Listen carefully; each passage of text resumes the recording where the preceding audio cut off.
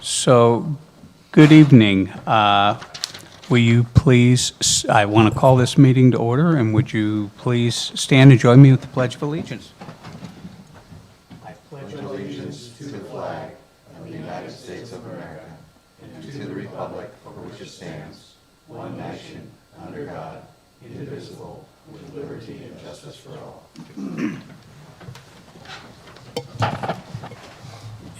And Melanie, roll call. Roll call, Councilmember Bolin. Here. Councilmember Colleton. Councilmember Colleton. Here. Councilmember Lang. Here. Councilmember Lassonde. Here. And Mayor Crowder. Here. So pursuant to Government Code Section 54956.8, the council will meet with real property negotiators, town manager, and town attorney regarding following properties, which I'm not going to read them all. Anyway, with that, we're going to adjourn to closed session.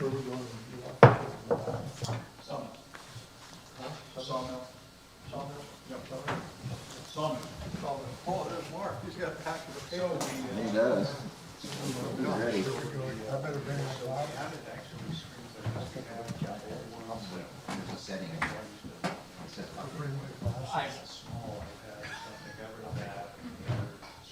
I've never seen that. Yes, and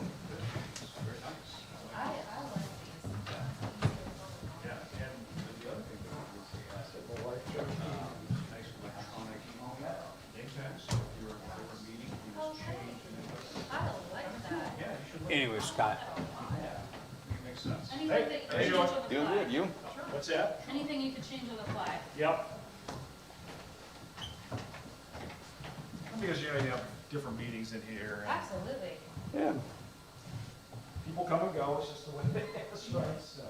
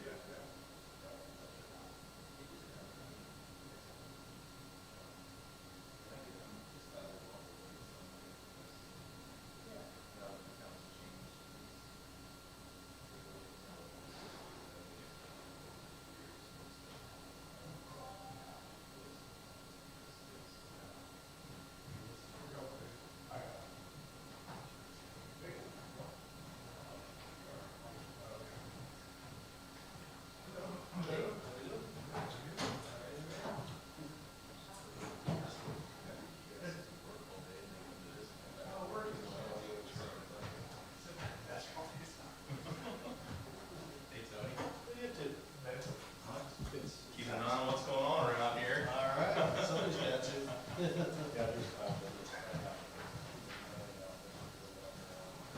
yeah, yeah, I did that last week. I went down to Drew, a couple times. Today's a good guy, project.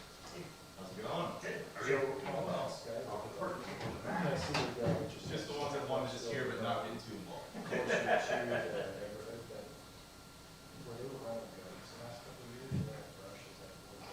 Along the Skyway,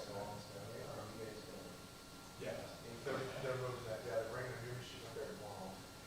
They've got that wire over there, that's all that, kind of that spur ridge going down. Yeah. But when it's wet, I think it just tears up the ground really bad, so. Because that's a line that's got the tanker cap up in one, the big ground reach. Like an excavator. It's basically a forestry machine, it's like a, miner, it's like a, kind of like a hot saw, that they put a masticator head on it. Yeah, yeah. So it may, I mean, yeah, the grouser's like 4 inches deep, like, so if it's dead, we're out. You know, we're going to see it, who cares, but you can see those tracks going. Oh, yeah. Good. So they've been holding off for a while, I think they're gonna fire back this morning. They dried out pretty quick. Yeah, So that's, well, they wanna burn that village out of there.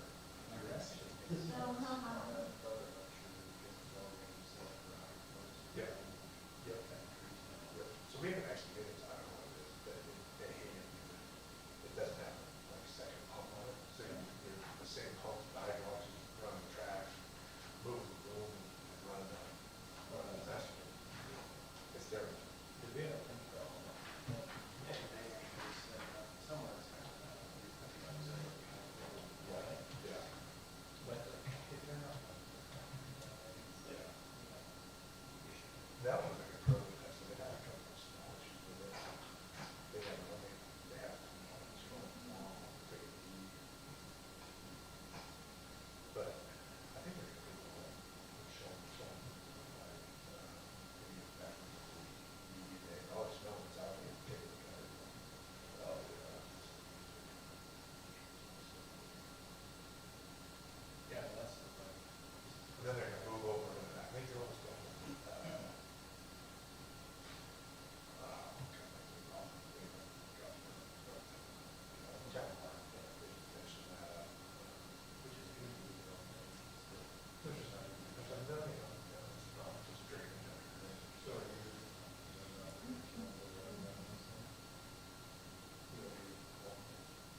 Yeah. Oh, yeah. Yeah. Okay. He's out there. Yeah, I think, well, yeah, because there's Jake and his brother, Jason.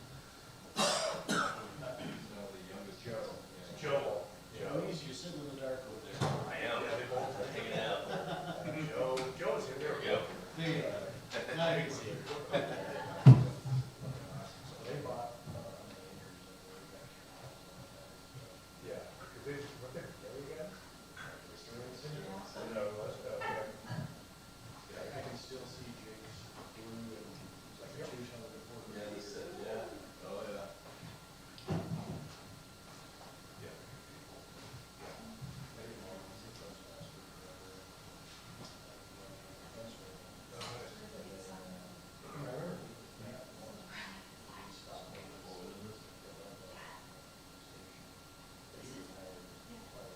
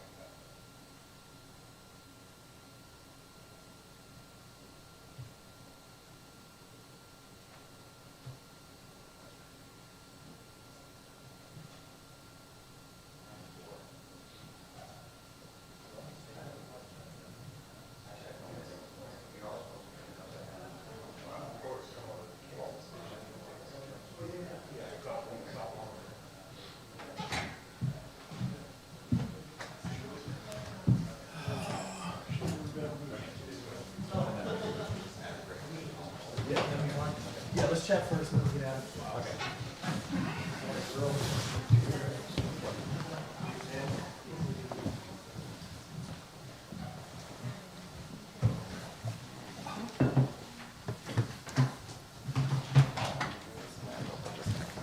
What's the district of the Gavels and district behind that? Wood. Yep. Okay, I got that. And this is a wood with some felt on the bottom. So our gavel and Chico's made from the hooker oak? So that's why I asked. Oh, no, we You don't know, have nice to have a We special got gavel. hookers up here. Oh, how quickly the meeting develops. No, there's not. It's not. Wow. It might have been somebody, like some of the early council members. I vaguely remember Woody going up about council decorum from the dais He recently. did. Hey, Woody. A comment was made that we talked about decorum at the dais. Was that something you said before? What? Yeah. Proper decorum at the dais? So what, we're gonna start the meeting. Oh, okay. Oh, If Fair enough. it's recess, it doesn't. Ah, okay. we are being recorded. Come on. What kind of talk politics? I didn't use profanity. We did not. That is true. I think talking about hookers is a real close second. Mike O'Brien, our Irishman over there, he brought it up. Well, I brought up one question, not the answer. No, but you brought up, you're the one that said hooker first. No. Hooker. Oh, Jeez. How's that going, Ron? that's definitely an item. I think the next council meeting is probably the 30th. Yeah. And you're invited. I'll be there.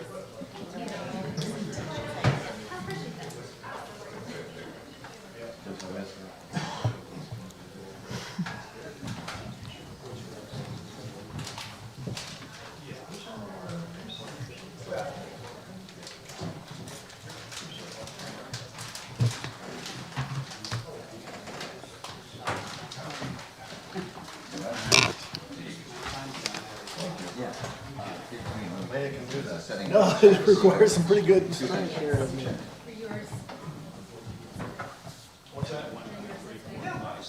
So that.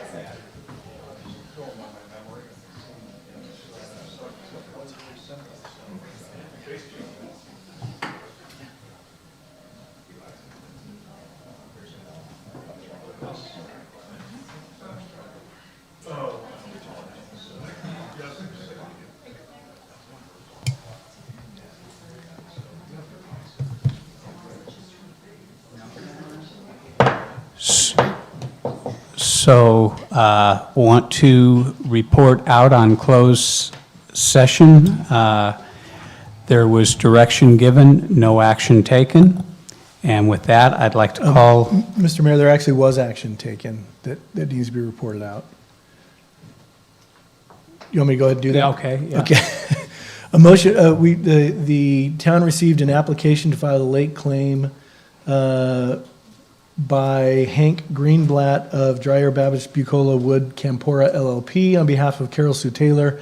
The application was an application to file a late claim. There was a motion by Councilmember Bolin, second by Councilmember Lassonde to deny the application, and the vote was unanimous in the affirmative with all council members voting to deny the application. I will send a written notice to the attorney this evening so that they're aware, and they'll take whatever action they need to take. But that's the report out. thank you. So with that, we'll call this meeting to order, and if you will please stand and join me in the Pledge of Allegiance and remain standing, and I'm going to give the invocation. I pledge allegiance to the flag of the United States of America and to the republic for which it stands, one nation, under God, indivisible, with liberty and justice for all.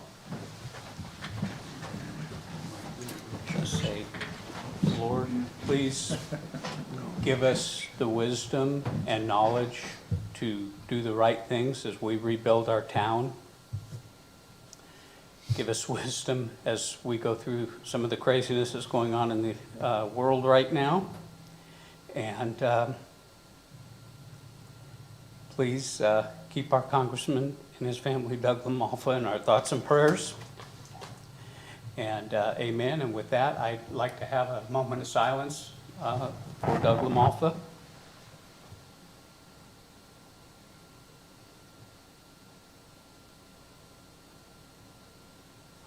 Thank you.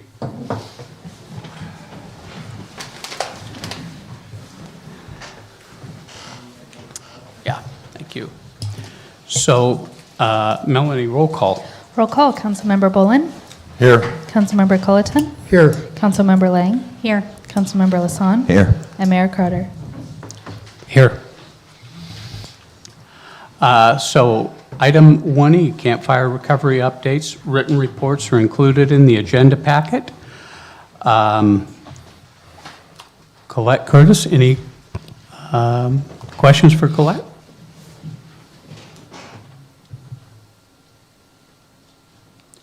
Okay. Mark Maddox, infrastructure and sewer updates. Any questions for Mark?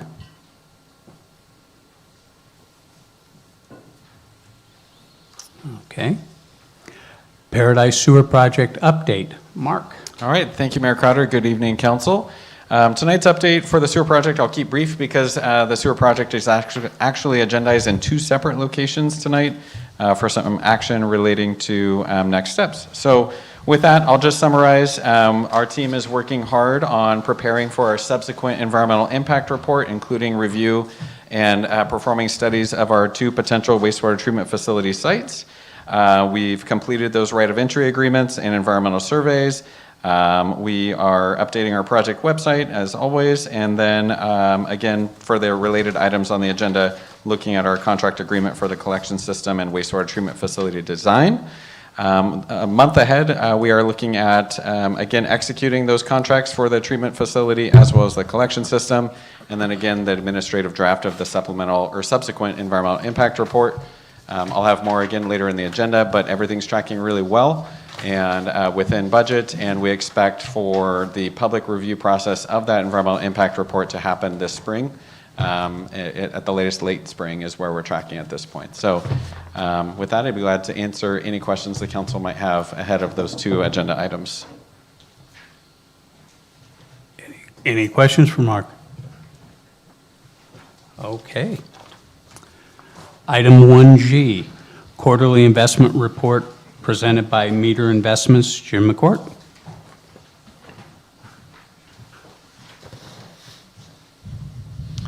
Got our presentation. Yeah, there we go. Good evening. Good evening. Thanks for coming. You're welcome. Good to see everybody. Good to have you. Happy New Year. Happy New Year. Would you like the clicker? I can. You can just tell me either way. 1G. Forward means forward. Sorry.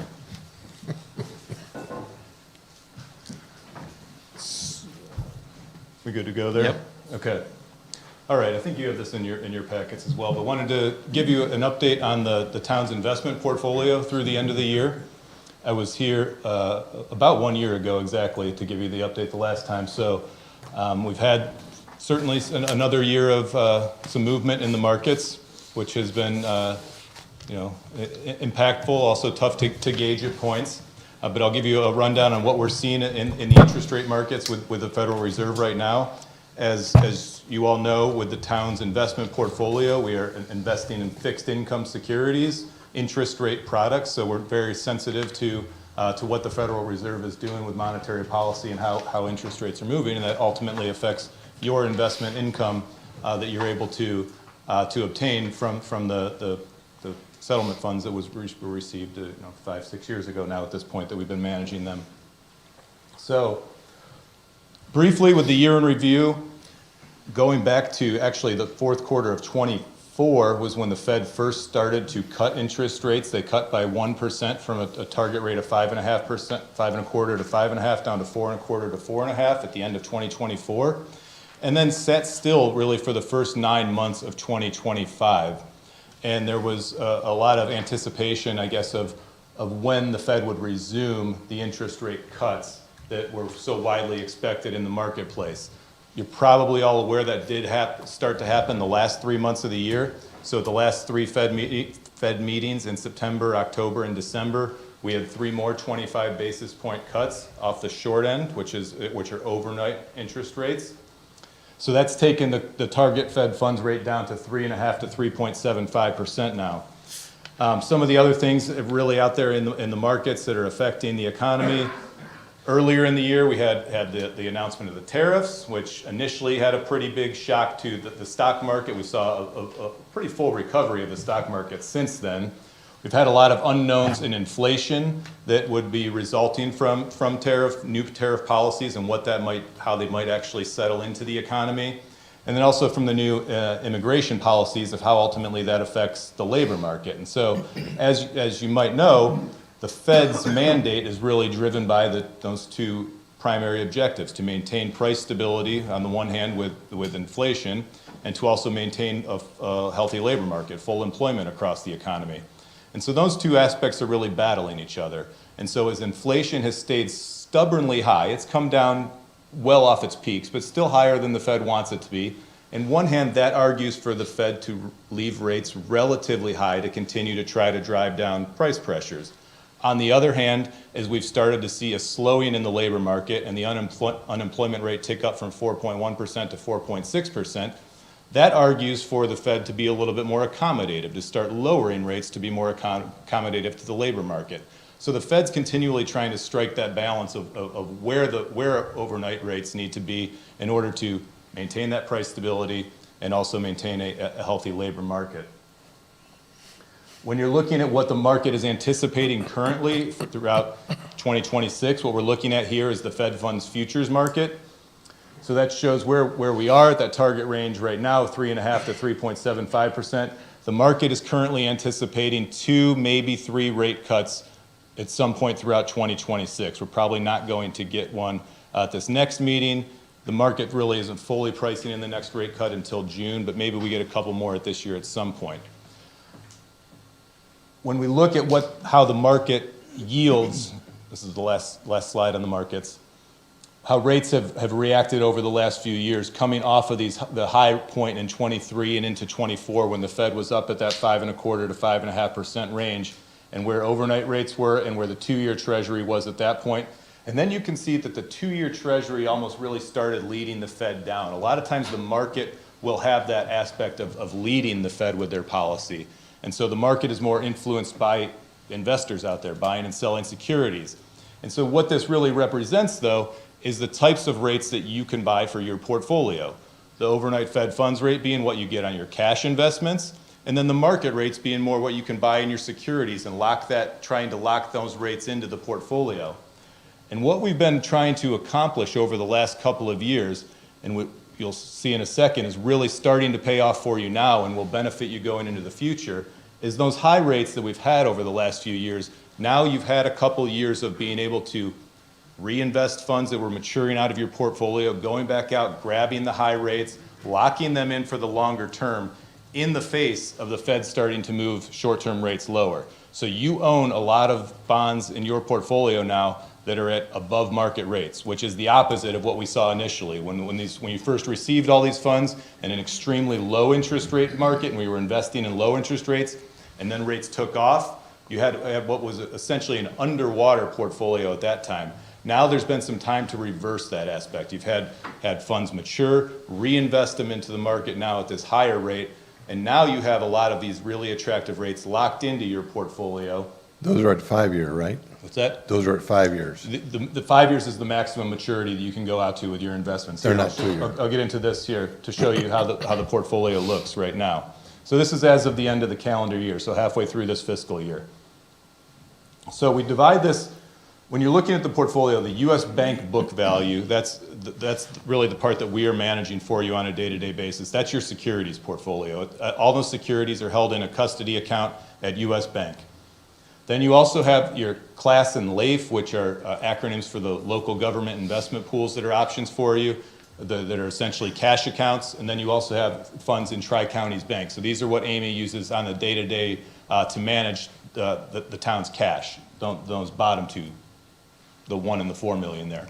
That cash is a little bit lower, as you might have noticed, than we typically keep on hand. So over the last several months, there has been some significant decrease in the overall cash balances of this investment portfolio. That 170.9 million total that you see compares to when I was here last year, about 207 million at that time. So there's been a significant spend down of some of this portfolio over the last 6 or 7 months or so. The way we manage this, though, is that Amy and I talk regularly to see what she has in these cash balances, what she has upcoming, to see what she's going to need, and then we sort of backfill the cash balances from maturing investments from the portfolio. But ideally, we want to keep as much invested as we can in order to go out and lock in those rates while they're still relatively high before we potentially see things go lower, to continue to try to lock in your potential future returns from the portfolio. So we have the constant communication to make sure that they have enough cash on hand, but you're not overly liquid. So when you look at this maturity distribution down here on the bottom, what this shows you is that you relatively laddered out to 5 years, the maximum maturity you can buy per California Government Code 53601. So over the next, in addition to those cash balances that you have on hand, you have about 19% of the portfolio maturing within the next year, another 32 million just naturally maturing out of the portfolio. And so that's where Amy and I will talk regularly to see, hey, this next maturity, this 3 million or whatever it is that's going to mature, do we have flexibility to reinvest that, or are you going to need to pull that back to replenish your cash balances? So that's the communication going on. The other thing that I'll highlight on here is that the yield, the line graph that's overlaying that maturity distribution, is the underlying yields, yield to maturity, the expected return that you're going to earn on each of those securities within those annual buckets.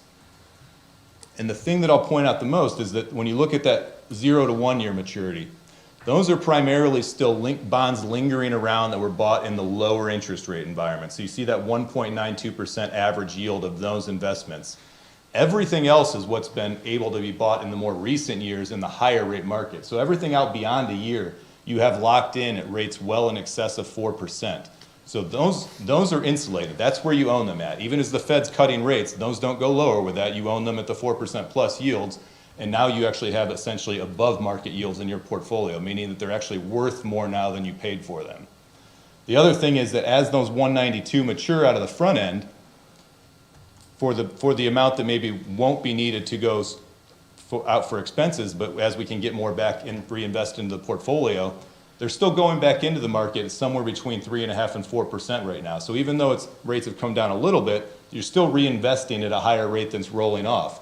So when you look at that 3.8% weighted average yield to maturity of the entire portfolio, that actually is going to continue to climb over the next year, even though the Fed has already cut the Fed funds rate by 175 basis points over the last 15 months or so. So you're really going in the opposite direction right now than the market, which is really good for your investment returns. The other thing I'll point out is just the asset allocation, and the pie chart here shows the different types of assets, securities that you're invested in. You can see there's a lot of different asset classes, so our team is constantly evaluating the markets, talking with broker-dealers all over the country to source the best bonds that we can find that offer risk-adjusted return for your portfolio, and we source them and find the best price and execution for you. So lots of different types of assets, classes, all compliant with the town's investment policy and California Government Code 53601.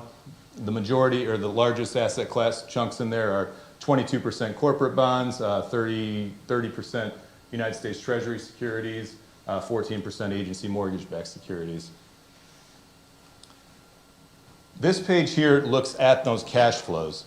So we chart this every month looking at the breakdown between the securities portfolio, that U.S. bank portion that we're managing, and then the various cash balances that you have on hand. So going back to early 21, when the portfolio overall was about close to $220 million, we started to see some dip into 23.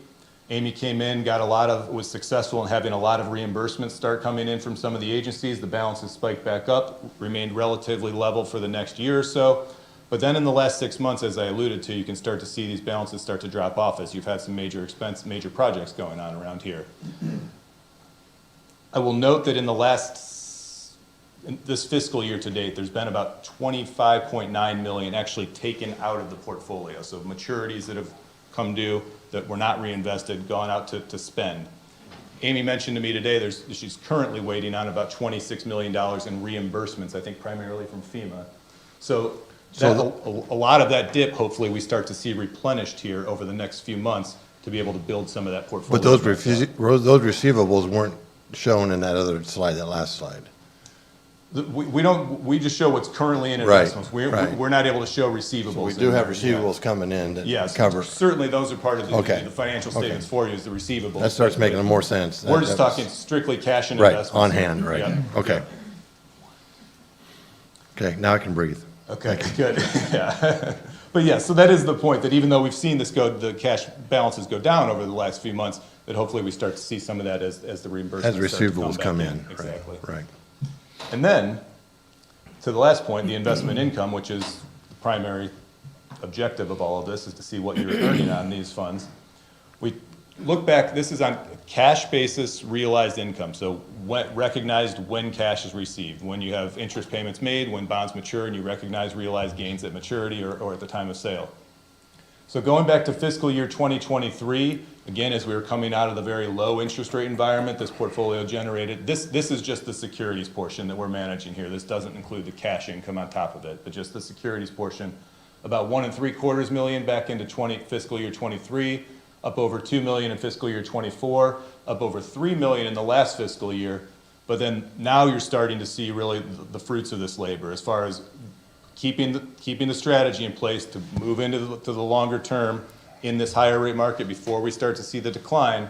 And now, so that through the first 6 months of the fiscal year, already received over $2.5 million, with just the bonds that you currently own in the portfolio, expected to pay almost another 2.7 over the remaining 6 months of the fiscal year. So taking you up over, what is that, 5.2 million or so for this fiscal year overall. And then even more importantly, when you're looking into next year and the year beyond that, these are essentially baseline figures. This doesn't assume any reinvestment of maturing securities yet. This is only taking into account the bonds you currently own in the portfolio, when they're going to pay and how much they're going to pay. So you already have that 5.3 million locked in for fiscal year 27 and another 4.7 locked in for fiscal year 28, even though only about 60% of the portfolio is even invested out that far at this point. But as we are able to ideally reinvest some of the upcoming maturities, and then as you start to get some of your reimbursements back into the portfolio that are invested, that will just continue to increase those numbers Yeah, going forward. that's my question. Yeah. Okay, so we spent $35 million cash. We had to pull money out of investments to make cash flow to front load these projects. So when we get these reimbursements, can we put that money back into investments? Absolutely. Okay. So that's Well, a- except for what we need to move forward with Yeah, with projects. the, I mean, we keep Exactly. out what we need for cash flow, but yeah. Exactly, and so that's why we'll continue to have the conversation to see how much of the reimbursements are appropriate to keep in cash that she has for the next 2, 4, 6 weeks of expected cash outflows, and anything beyond that, start to work back into the portfolio to continue to lock in more future income for you. What are the overnights right now? Overnights right now are in that Fed funds target range, we're at 3.6% Okay. roughly. So not bad. I They're mean, not bad. Bad, more than 1.9. They're not bad, yeah. And so, but the thing with overnights is Right. you're You're not- reinvesting them every day. you're not locked You in, have right. reinvestment risk every day. And But so- it gives you money that you can use if you need to. Exactly. And it gives you that. We don't want ability. that, we don't want the cash balance to be Right, zero, but we just right. don't want to be excessive in there because, I'm not expecting rates to go to zero, but they did in 2008, they did in 2020, and nobody expected them at those times either, so we don't want to have all those eggs in that basket, Right, just in right. case something like that Exactly right. happens. Yep, you're right.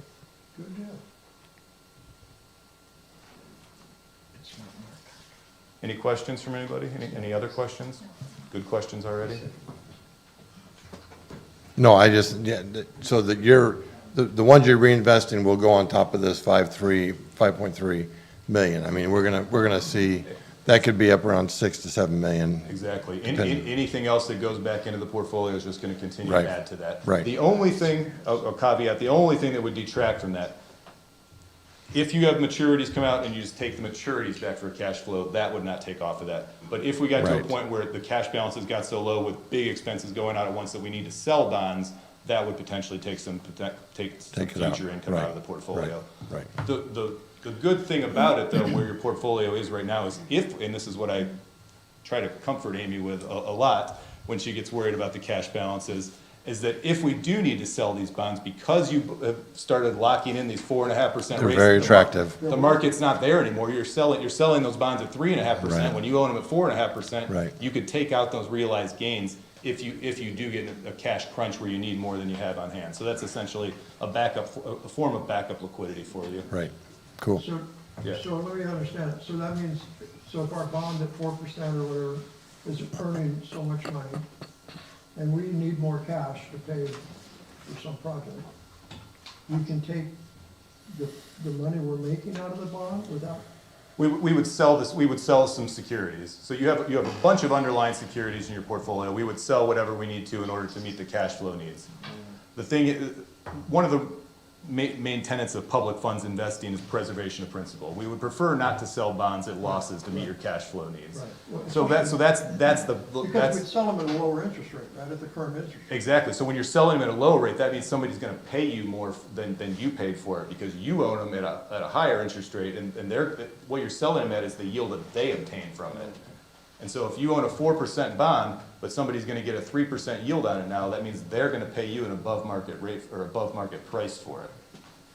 But if we get if say we get $5 million back from FEMA, or somebody that owes us money, and Amy doesn't need it to make payroll or pay the rent or whatever, can that be put into one of these bonds? We can just add it to a bond that's. We would go buy new bonds in the market. That's what our team's doing every day. It's still at the higher rate, or So we get that higher rate? with the types of securities that, 5-year treasuries, for instance, are at about 3.75% today. We can buy that, or we can look at some other products like corporates or some asset-backed securities that have some additional spread off of treasuries. So we're probably looking at something in the low 4% range that you can go buy in today's market with new money that's But you'd coming have to back buy in. some more stuff. We do that all the You can't just time. add it to what I already got. I got this bond at 4.5%. Actually, you can't. We do that, and I don't want to. I don't want to belabor get too into the weeds here. But I mean, there's treasuries trade all the time, so you can go add to the same treasury position and go buy more of the same treasury you have out there. But we're buying whatever we can find in the market. So maybe Apple issues a new corporate bond, and that's more attractive than the treasury. We'll go buy the Apple bond then. Okay. Anyway, this is great news. I mean, to see it doing what we were hoping it would do at this point, this is great. And I just want to add to it, this isn't something that we didn't see coming. We did, correct me if I'm wrong, Mark, but 40 miles this last year. And if we're 30. approximating, right? 30, and that costs about $1 million a mile. Yes. So we Really? knew, Yes. we that's knew where we the were money going to is. have to cash flow with this because we weren't going out and pulling any kind of loans or anything like this. So we had already identified that this is what we were going to be doing. And that's why Jim and I talk so much, because what we're looking for is available cash and not selling the bonds and stocks and different things like that. So, we're doing this dance every day of, okay, how much is available? How much do we see coming? And we meet with all the different departments and go, okay, how much do we have going out? And then we look at our reimbursements, and we have them dated, and we have approximate time span in which we expect to get repayment. So And that is how much? well, 60, 90 days? yeah, usually HCD is about 60 to 90 days, and FEMA has been pushing more than a half a year. So, it all depends on what they have on their docket to process, and when we get things loaded, and if there's problems or complications, or they want to see a report different. So even with FEMA, it's a dance, and I'm not saying they're doing anything wrong, it's just policies and procedures that have to be followed in order to make it work on both sides. So when we're looking at the cash flow, it really is a daily kind of conversation sometimes, and, we have closeout projects that are coming. And so there's gonna be the end of life for some of these that we're gonna have large amounts that we're gonna have to send out. So you're going to see some fluctuation in these accounts. But as we get the money back in, and like you said, we were looking at this just a little bit ago, we have about $25 to $26 million in reimbursements that we're waiting on. And so it's like, hey guys, where are you at? And it's a dance with them to see when that cash is. And so we have that, plus we have our general fund that we're also teetering with back and forth, and when property taxes come in these different areas. So, it is kind of startling, and we do our checks and balances, like where are we at, when can we start investing? And the money is not sitting idle either, even the cash flow that we have. We have that in money market accounts, and we don't take that out until we absolutely need it. And so it's Mike can tell you, he's signing papers of transfers, so it's not just dump it in a general checking and not gain interest. It's put to use until we absolutely need it. So a snapshot in time, if you were to take that with in your ledger sheet, you'll show the receivables and everything we have on hand. That number would be somewhere around, from what I'm hearing, around 196 million, 195 million. We have about 25. Okay, 195 million is, and last year we were at 207-ish, something like that. Okay. That starts making a lot more sense. Okay, thank you. Any other questions? No, but I think it's, just for the audience that, you know, because I'm not a big numbers guy or budget guy, but you guys have made it very understandable for me. But what I think a lot of times the citizenry and the public doesn't realize, and I don't mean to insult anybody's intelligence, the way this works is we get these grants for like the road project. How many hundreds of millions of dollars are our road deals? 100 million for Yeah, roads $100 million alone. worth of road work. We have to front that money. And then, like Amy said, FEMA, maybe 6 months later, after we do the work and we paid all the contractors, then we get the money back. And that's why, out of that big settlement we got for PG&E, we're using it. It's not all invested. We have to use some of it to do that. But when we get it back, we reinvest it. That's why we're going to be able to provide police and fire and public works and town hall services and all of that stuff into the future because of what we're doing here. So thanks for all you're doing, both of you. That's why we advocate to see if we can get the funds up front, Yes. which is really hard to get. There's some instances where we've been successful in advocating for it, and then there's other ones like FEMA that are not so much. So, you know, being aware of what is possible with these grants and allocations is very important to us. But we did see this coming. It was one of the things that was on my site when I first started was, we have all these great projects, how are we funding it? And so we looked at different ways to, you know, borrow against it, but the interest rates were not there. It didn't make sense. Thank you. Thank you so much. Appreciate it. Good job. So before we get into the consent calendar, item 6E off of council consideration, we're going to remove, and it's the corrective action plan will be pulled from the agenda this evening and will come back at the next council meeting. The council will receive some additional information that will help them review and assess the corrective action plan so that the council members will have all of the relevant facts in front of them to make a determination on this item. As such, this item will be pulled from the agenda and no action will be taken tonight on the matter. We want to ensure this item is handled as thoughtfully and thoroughly as possible. This item will return to February council meeting scheduled for February 9th. So thank you. So with that, item 2, consent calendar. I'll move approval. Second. Motion by Colleton, seconded by Bullen. Councilmember Bullen. Aye. Councilmember Colleton. Aye. Councilmember Lang. Aye. Councilmember Lasson. Aye. And Mayor Carter. Aye. Motion passes. Okay, no items removed from the consent. Item 4, public communication. Melanie, any cards? I do have one card I would like to clarify because it says the topic is street signs. Is this a topic that is on the agenda? It's for Earl Adams.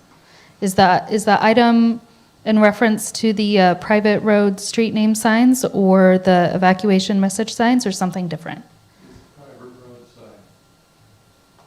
Private Oh. road signs. Okay, so I think, I would just, it sounds like it's a new issue, not related to the project you need to be aware of, so maybe just accept. okay, then we will take you that. Okay.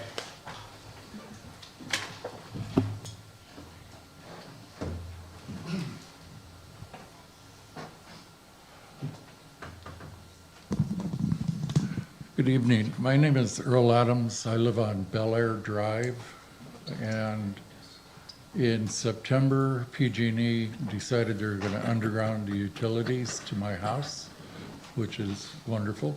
Now okay, to do that, they took out a tree that was 4 feet in diameter, and it held the street sign, the street name sign. Well, the tree is gone, the sign is gone, and nobody can tell me who's going to put a street sign up. And I called for a pizza the other night. They said, that's wonderful, but we can't find your street. So, okay, I had to go get a pizza. And my fear is if I call the police, if I call an ambulance, a fire truck, nobody's going to know where I'm at. Who's in charge of giving me a street sign? PG&E says it's not their job. Would you like me to address this? I just will ask one clarifying question, and then I have good news. So are you saying the sign was there and it's not now? Correct. Okay. Well, I'd be glad to look into this Bel Air Drive, because if it's associated with undergrounding work, there's a responsibility for anything that was damaged or destroyed or removed to be replaced as part of a closeout of that project. But your question is valid too, as far as what is a broader issue for Paradise. We do have a project within our capital improvement program to standardize all private road street name signs for those very reasons you just highlighted, for emergency services to reach destinations. And so that project's under development and could be about a year and a half out. But as far as the townwide effort, and then as far as your specific area, I'll take that as a follow-up to check in with our contractors working on Skyway and near Bel Air Drive. Yeah, they all said it's not my job. Go to this guy. Go see him. Go see. Who do I see? I'll grab your name and number and follow up with you once I hear back tomorrow. Okay, thank you. Thank you. Thank you, Mark. Any more cards? I have no more cards. Okay. So, item 5, public hearing. So, this is, what is this for? Yep. Conduct a duly noted and published public hearing to solicit comments or suggestions regarding the 26-27 annual action plan. And Colette. Good evening, Mayor and Council. As you know, the Town of Paradise has been an entitlement community since 1994, in which we have received an allocation of funding directly from HUD for the Community Development Block Grant. This is completely separate from CDBG-DR, which we talk about a lot, which stands for Community Development, the Community Development Block Grant Disaster Recovery. So this is very separate from that. This comes direct from HUD, and we have been recipients of this for many, many years. So we receive, at this point, about $50,000 per year. This is tied to our population and a few other factors, but primarily population. So we have seen our allocation reduced in recent years due to our reduced population after the Camp Fire. With those funds, there are very specific things we can do with it to improve our community, which is wonderful. We have done many things in the past, such as put those funds into our housing program, do some economic development work, do some infrastructure work, including adding sidewalks in certain areas of town. So there are some different things we can do with those funds that are pretty specifically laid out within HUD's guidelines. So every year, HUD asks us to give them an annual plan for what we plan to do with that $50,000 application. And part of the process is we come to the community and ask them during a public hearing for their input on what their priorities are for those funds. Again, these funds are designed and required to be used for low-income individuals in low-income areas. So there is a very long list of guidelines on how these are to be used. However, we do want to hear community priorities so we can use that to best utilize those funds in the coming year. So tonight, we ask you to hold a public hearing to gain those comments. We will use those comments to draft a plan that we will bring back to council in March. Once that is accepted, we'll get additional comments from the public on that and from council. Then we will submit that to HUD for their approval, and then we can spend those funds. So with that, if you have any questions, I'm happy to answer them. Okay, I'll ask my question, Colette.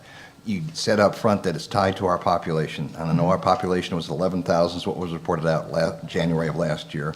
And you and I have talked about how do we count the population since our demographics has changed. Have you come to a conclusion on how we will determine what our population is for this January for our town? That is an excellent question. So I'll answer it in two parts. So for this specific program, they look at census information. So yes. 2020? Correct. This is a federal agency, it's HUD, and so they use the federal census. The Department of Finance is a California agency, and they are the ones that do the yearly update. And so that is a number that we use, and that can be used in many different areas, unfortunately cannot be used for HUD programs. But for the second part of your question, we are working with the Department of Finance on how that is going to be determined for this January's number. So stay tuned. Okay. Thank you. Any other questions for Colette? I Okay. have a question. Sorry. Where can you find the criteria for qualifying plans, projects? That is actually on our website under our housing section. You also can Google CDBG eligibility or CDBG annual plan, and it's all there online. This isn't the subservient stuff that we give out, is it? This is actually, Oh, it yes. is? So we are allowed to use 15% of our annual good. allocation to give out to subrecipients or to grant out to community groups, which So we have what- historically done. So you're going to be developing this plan to bring back to us? Will that, what we've been doing for all these number of years, will that be a part of the plan? Yes, so the plan likely will carve out 15% of this overall allocation for subrecipients once we get the actual number. So we don't even have the number yet, but we expect it will be around 50,000 because that's what it was last year. So it has to benefit low and moderate income persons? Yes. So an individual could apply for this money?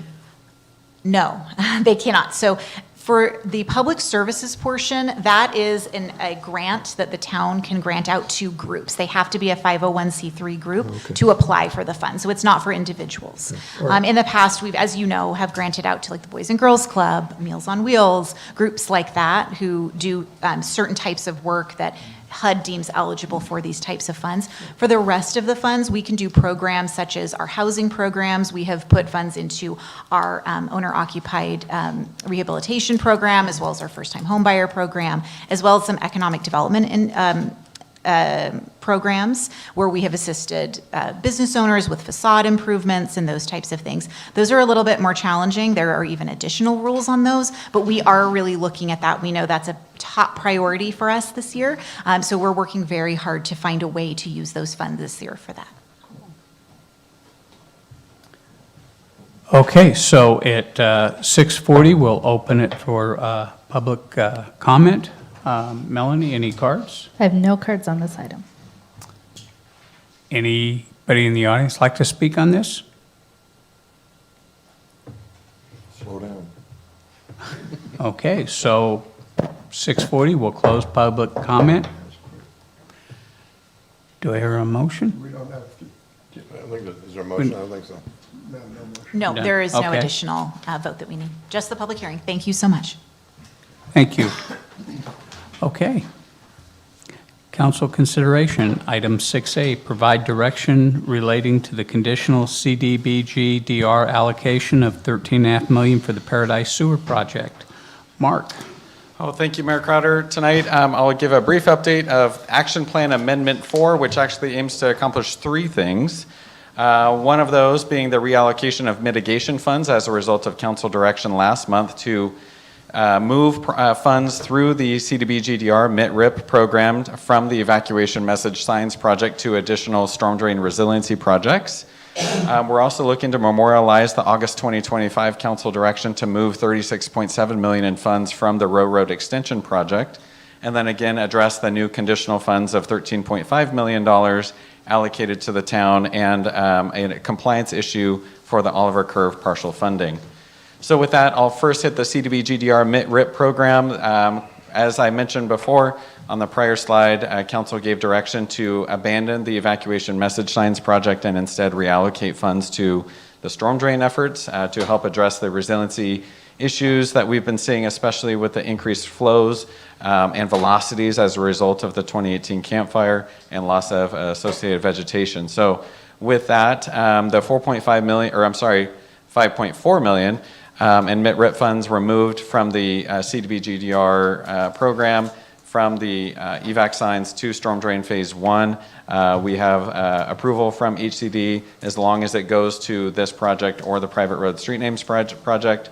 And so with that, we are showcasing here that the storm drain resiliency project phase 1 is now a $9.3 million project, and we're able to address 7 locations within phase 1, as well as a new allocation that occurred in the last several months is documented here, is what phase 2 of our storm drain resiliency project will be. That is 11 locations at $8.6 million. With this, the funds are just now getting started and agreements being executed.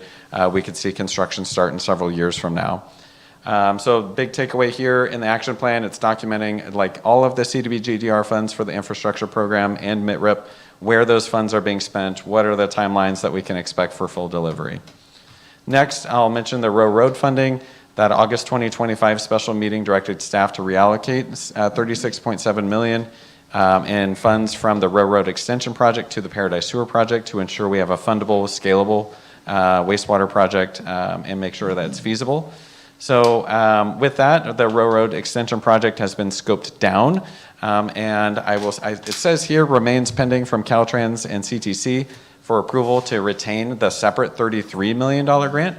We actually received an email this afternoon saying that our scope change request is going to be approved as a minor scope change request, which is great news because that means it does not need to go forward to the full California Transportation Commission for approval, which means we can get back to work very, very soon. So in the next couple of months, I'll have a better update as far as a new public scoping period and contacting homeowners and residents in the area of the Road Extension Project between Edgewood to Clark Road to again tie in Edgewood, South Libby, Sawmill over to Clark. And so that's really exciting that we were able to move those funds and retain the other grant funds that were leveraging the project.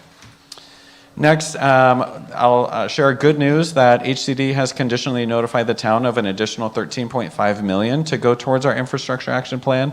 And they really have concurrently asked us to address a policy issue relating to the partial Oliver Curve funding.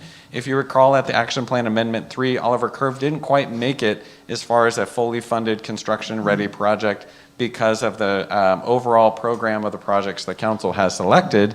The Oliver Curve only had enough funds for design. What we've learned since then is that HCD needs to meet national objectives with each project that has a fully tied project to be constructed and have something to show for it that achieves that national objective. And so in summary, they're asking us to really make a decision between what I would recommend as 2 really fundamental options.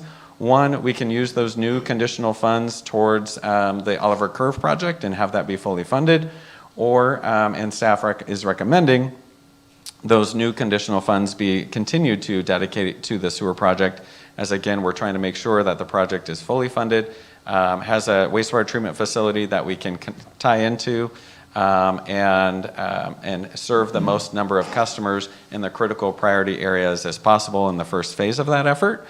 And so if we do that action, we need to pull the design funds, the $1.25 million, from the Oliver Curve project and also reallocate those to the sewer project as well.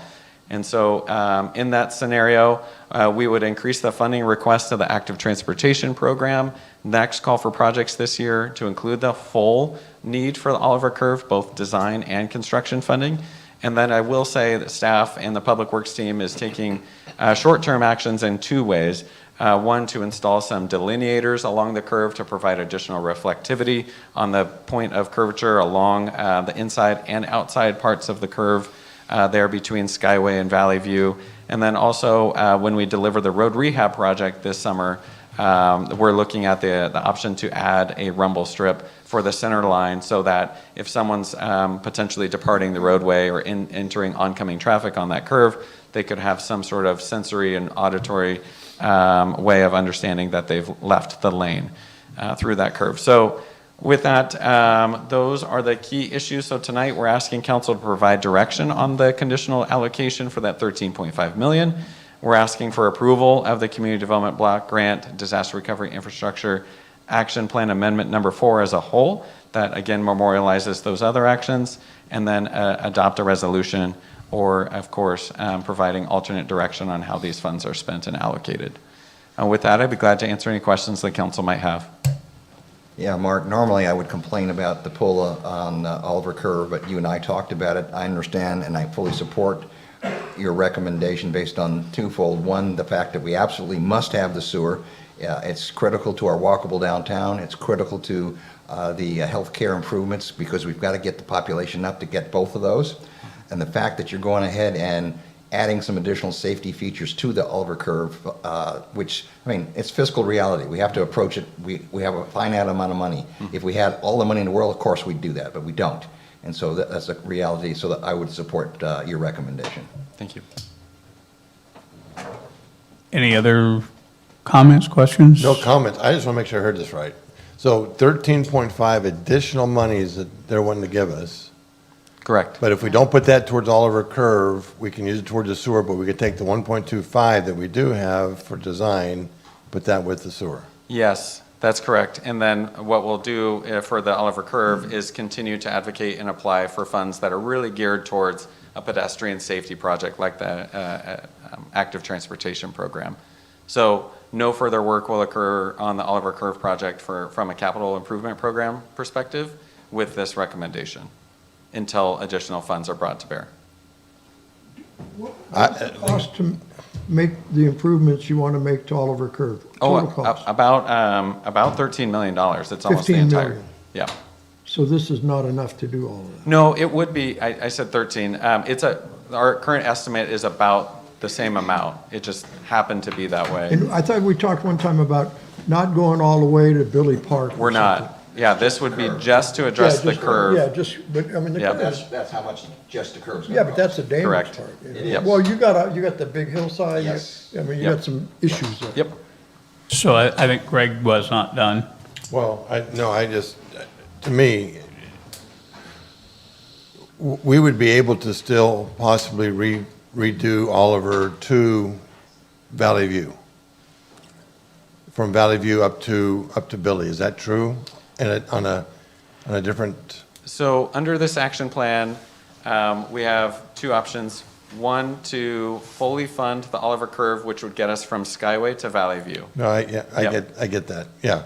But from Valley View to Billy, that could be repaved without the Valley View to Skyway being done. Well, yes, but all of it's going to be repaved this summer, Oliver.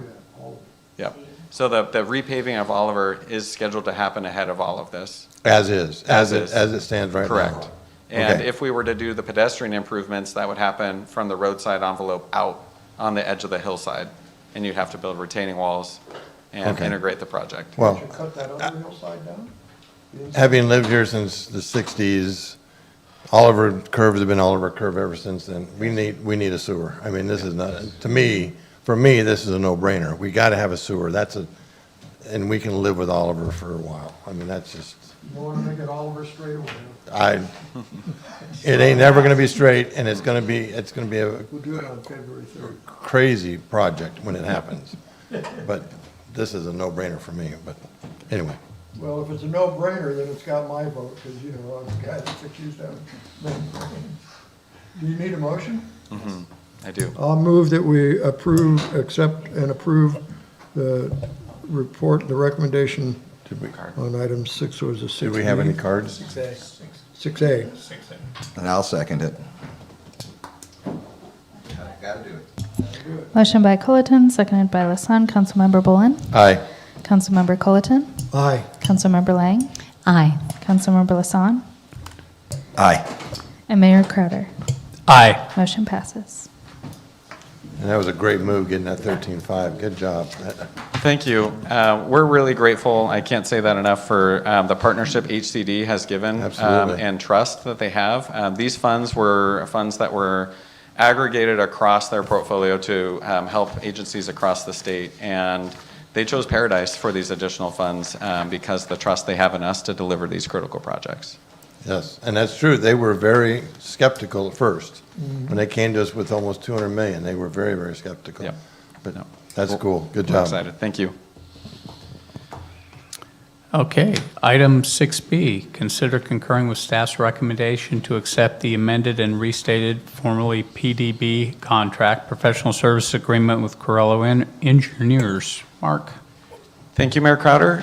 Real quick, I'll summarize this item for the council and the community, that following the changes that the project experienced in 2025, council gave direction to staff to go ahead and convert the project from a progressive design build delivery model, where you hire the contractor and the engineer to collaboratively design and build the project together early, to a more traditional design bid build delivery model. With that in mind, our objective in this change was to retain the design team originally hired, and that's Corello Engineers. And so we've been able to successfully reach an agreement with Corello to restate and amend this PDB contract as a independent restated amendment with task orders to be approved and issued by the town manager. Of course, we have involvement from the ad hoc committee for the sewer project as well, and then we're reporting to you as the council on what the contractor or what the design team is doing and when. And so I'll mention now the design phase is 100% funded through those CDBG-DR infrastructure planning funds. Tonight we're asking you to approve the restated professional services agreement with Corello with a not to exceed amount of $4.5 million. Again, that is to complete the design of the collection system, only independent of the treatment facility. That's been awarded under a separate agreement. This is within our budget. It has been vetted and negotiated from a scope perspective and a cost perspective to deliver completed design by third quarter of 2027, which we're really optimistic for construction to start there shortly afterwards. The second item for approval on this is authorizing the town manager to issue those task orders within the not to exceed amount and adopt a resolution memorializing these actions. So with that, I'd be glad to answer any questions the council might have on this item. Questions for Mark? Well, I'll tell you, Mark, this is, having been involved with this for so long, it is just such a great feeling to know that, you know, we've actually got the money, and this is going to really go this time. Mm-hmm. And, you know, thank you for all your hard work and persistent on this. It's been a long time for all of us, and I think this best thing that we can do for this town. Yeah, thank you. I appreciate it. Any cards, Melanie? I have no cards on this item. 6C, consider concurring with There's a staff. motion. Call We have to vote. I'll move approval of that. I'll second it. Motion by Bullen, seconded by Lang. Councilmember Bullen? Aye. Councilmember Colleton? Councilmember Colleton? Yeah, aye. Councilmember Lang? Aye. Councilmember Lasson? Aye. And Mayor Crowder? Aye. Motion passes. 6C, consider concurring with staff's recommendation to increase the overall amount of the HDR Master Services Agreement from $5 million to $9.5 million for owner's agent services. Mark? Thank you, Mayor Crowder. Good evening once again. We are delivering the Paradise Sewer Project, and I just provide an update on how the team we've hired to design both now the collection system and the wastewater treatment facility. The town staff has been relying on HDR to provide what's called owner's agent services, or a better way of stating that is staff augmentation, an extension of our team. We have a lean team for a variety of reasons, but we need help and assistance delivering this project, and we've chose HDR several years ago through a competitive process and created a contract with an initial expiration date at the end of 2025, as well as a original not to exceed amount of $5 million. Through the last several years, HDR has been successful in helping us deliver a basis of design report, securing a progressive design build team, helping us stay in compliance and tracking with environmental as well as permitting efforts that the project requires. And so with that, now through the pivot, which HDR also supported the town in performing a comprehensive objective alternatives analysis on what the new project should look like, we are in a moment where we need to extend and increase the not-to-exceed amount for this contract, which was a part of the long-term vision for delivering the overall Paradise Sewer Project. And I'll mention again, it's 100% funded through our grant within our budget. They've been helpful and exceptional in delivering this project for us. We've negotiated a new scope and fee recommendation to bring the 9.5 total, which is a $4.5 million increase, that will bring us to a construction-ready state for the scope of services. So if the town would like to retain HDR for construction services for delivering the project, we could have a similar item into the future to review their contract and their extension. So for now, this is what we are anticipating and recommending approval, asking council to amend the master services agreement with the increased NTE of $9.5 million and a performance period through 2029, authorizing the town manager to issue task orders under this amount as well. And lastly, adopting a resolution memorializing those actions. I'd be glad to answer any questions you might have. Yeah. So what is this for, what is this additional money we're adding?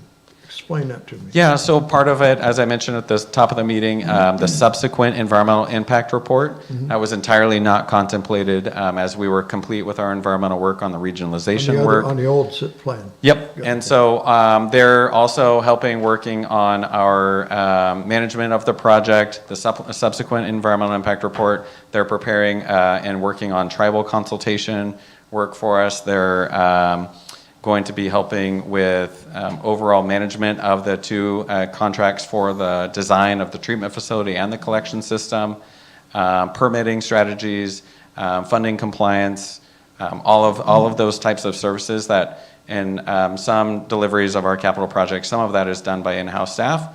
But right now we have a staffing model that has a contract manager over the 3 contracts, so we don't have to hire more permanent employees to deliver this type of work, and then also leverage the different levels of expertise. They've brought biologists out to do field walks. They're doing environmental and cultural surveys on those treatment facility sites. So all of that work is being done by HDR.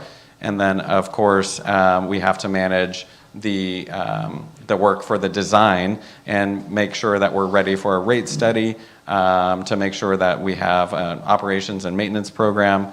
And so this team is an extension of town staff. We train them to work in our vision and partner with delivery of the overall project. Okay. The only reason, I know there was a period of time when we were not happy with HDR, at least some of us on the dais weren't. I don't know what your staff's like, I'm not in those meetings. But I heard reports of, you know, when we would have those Zoom meetings where some of their staff, they'd have 4 or 5 people attending a meeting with our committee and our staff. And some of them would be like high-level $500 an hour people who maybe weren't contributing anything to the meeting. And I'm just curious whether or not that, I understand there's a new team, and if you're happy with them, I trust you. But, you know, my concern before was like, if I've got 4 or 5 people from this consulting firm zooming into a meeting and only 1 or 2 people are making any contribution to the meeting, and we're being billed for all those hours, it's kind of like, I only want to pay people that are doing the work. I don't want to pay people to attend a meeting, you know what I mean? So, but apparently you guys have solved all those problems. Or those are not, never were problems. So what I'll say is that our oversight of the consultants and any consultant we manage and hire is that we are aiming to be as efficient as possible and achieve the objective of the work being done. Sometimes there might be a meeting that has a wide variety of topics on an agenda, and we need people there to hear the context and address questions that might come up, ones that we anticipate. I will say, and ones that we could see discussed further. So that might contribute to that issue.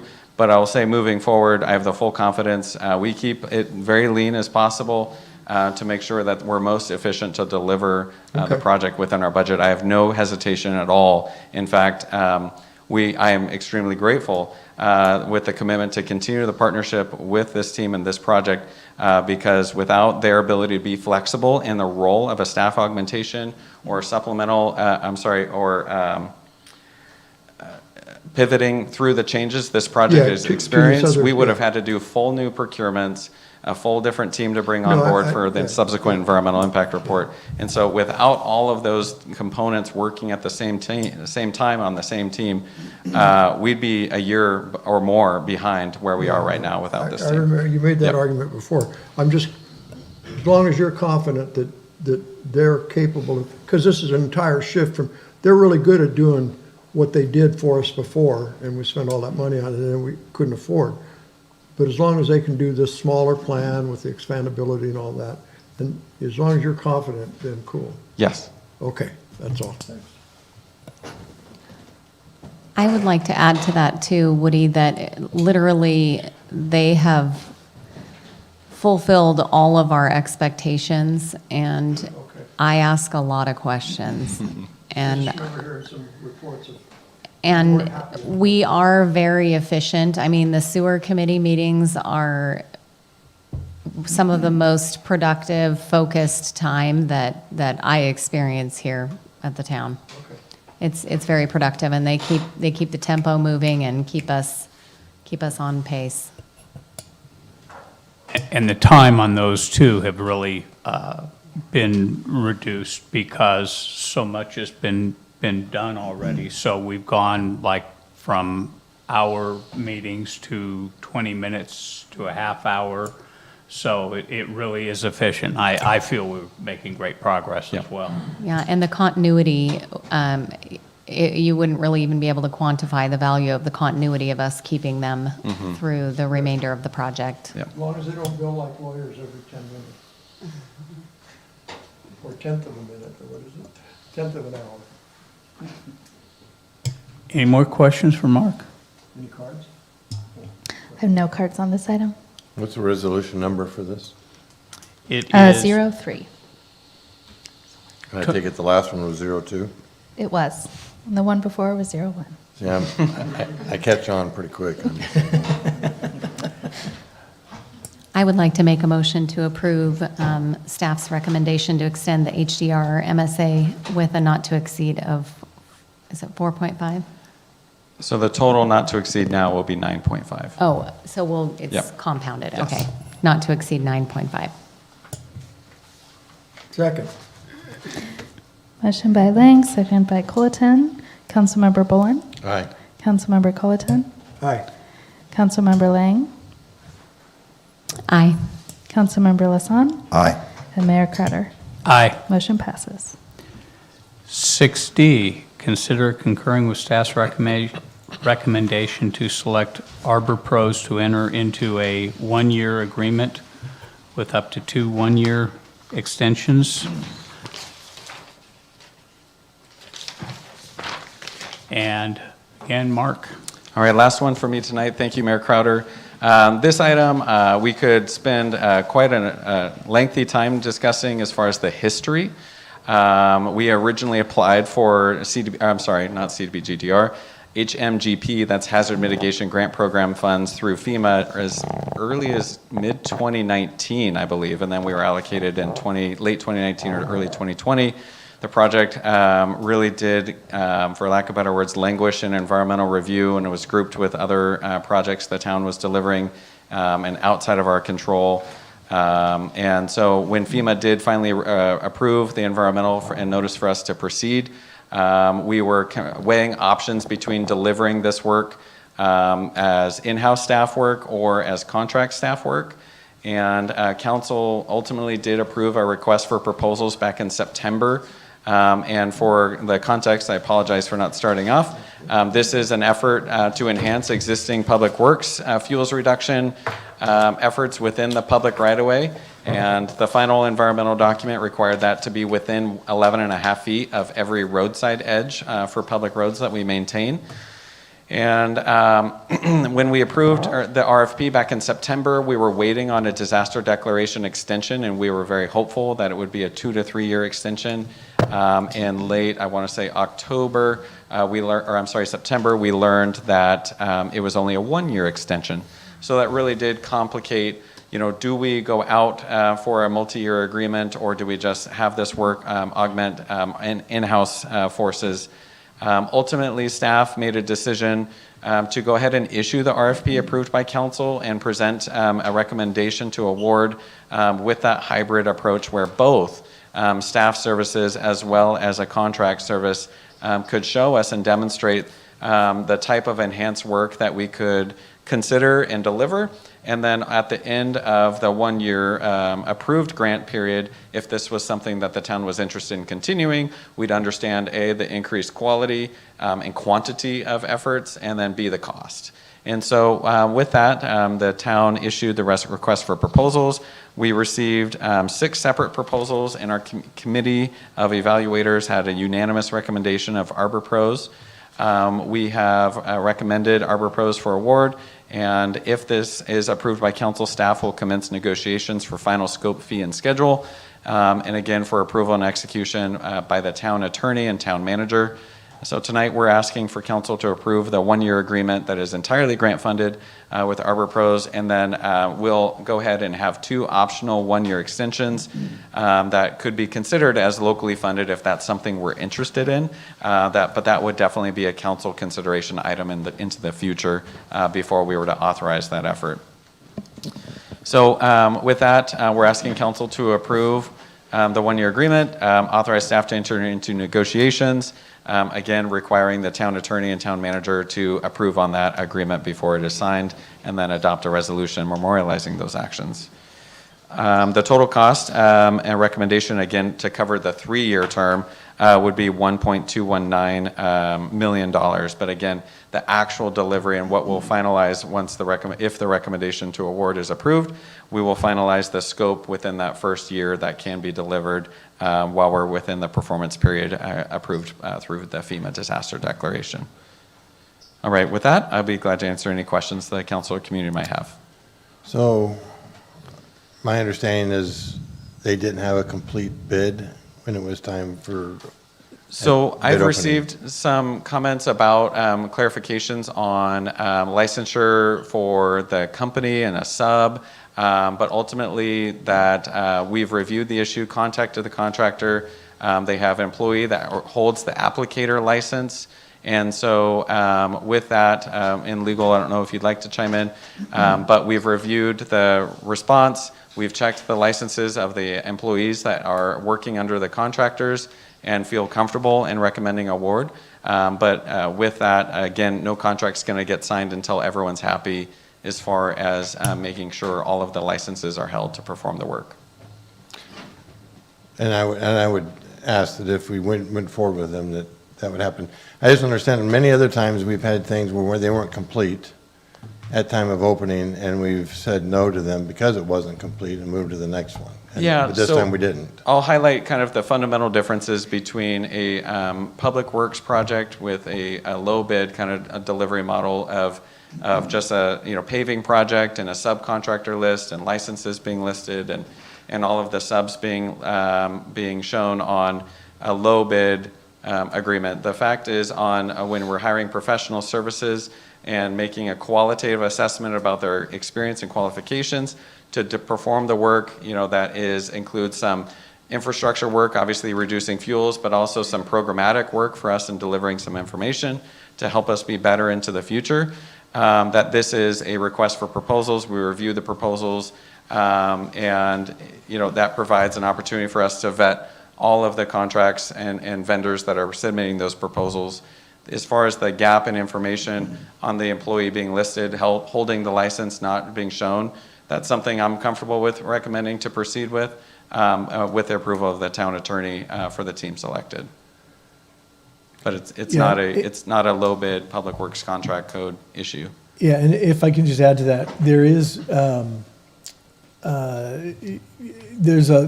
take a little bit of concern with the phrase that you used, which was, this one wasn't complete. It actually is complete. It lists the company that they're utilizing for the subcontractor for that work. That company provided the license of the individual within that company that is licensed and able to do the spraying, the application of the spraying of the But there's no herbicide. guarantee that person's gonna do it. Here's the thing, the requirement is that they hold the license. And so we have verified that those i's are dotted and t's are crossed. Mark is ultimately correct. This is not a public works contract where it's like where everybody's bidding on the exact same thing to build something where the plans are specific, or there's a certain amount of deference as to what, they're going to be doing in the field. And so this is not something that is disqualified because it's not a design, bid, build type project. It is a professional service. My question, what are they going to do? They're going to help augment our. Okay, you would say help. Let me qualify then.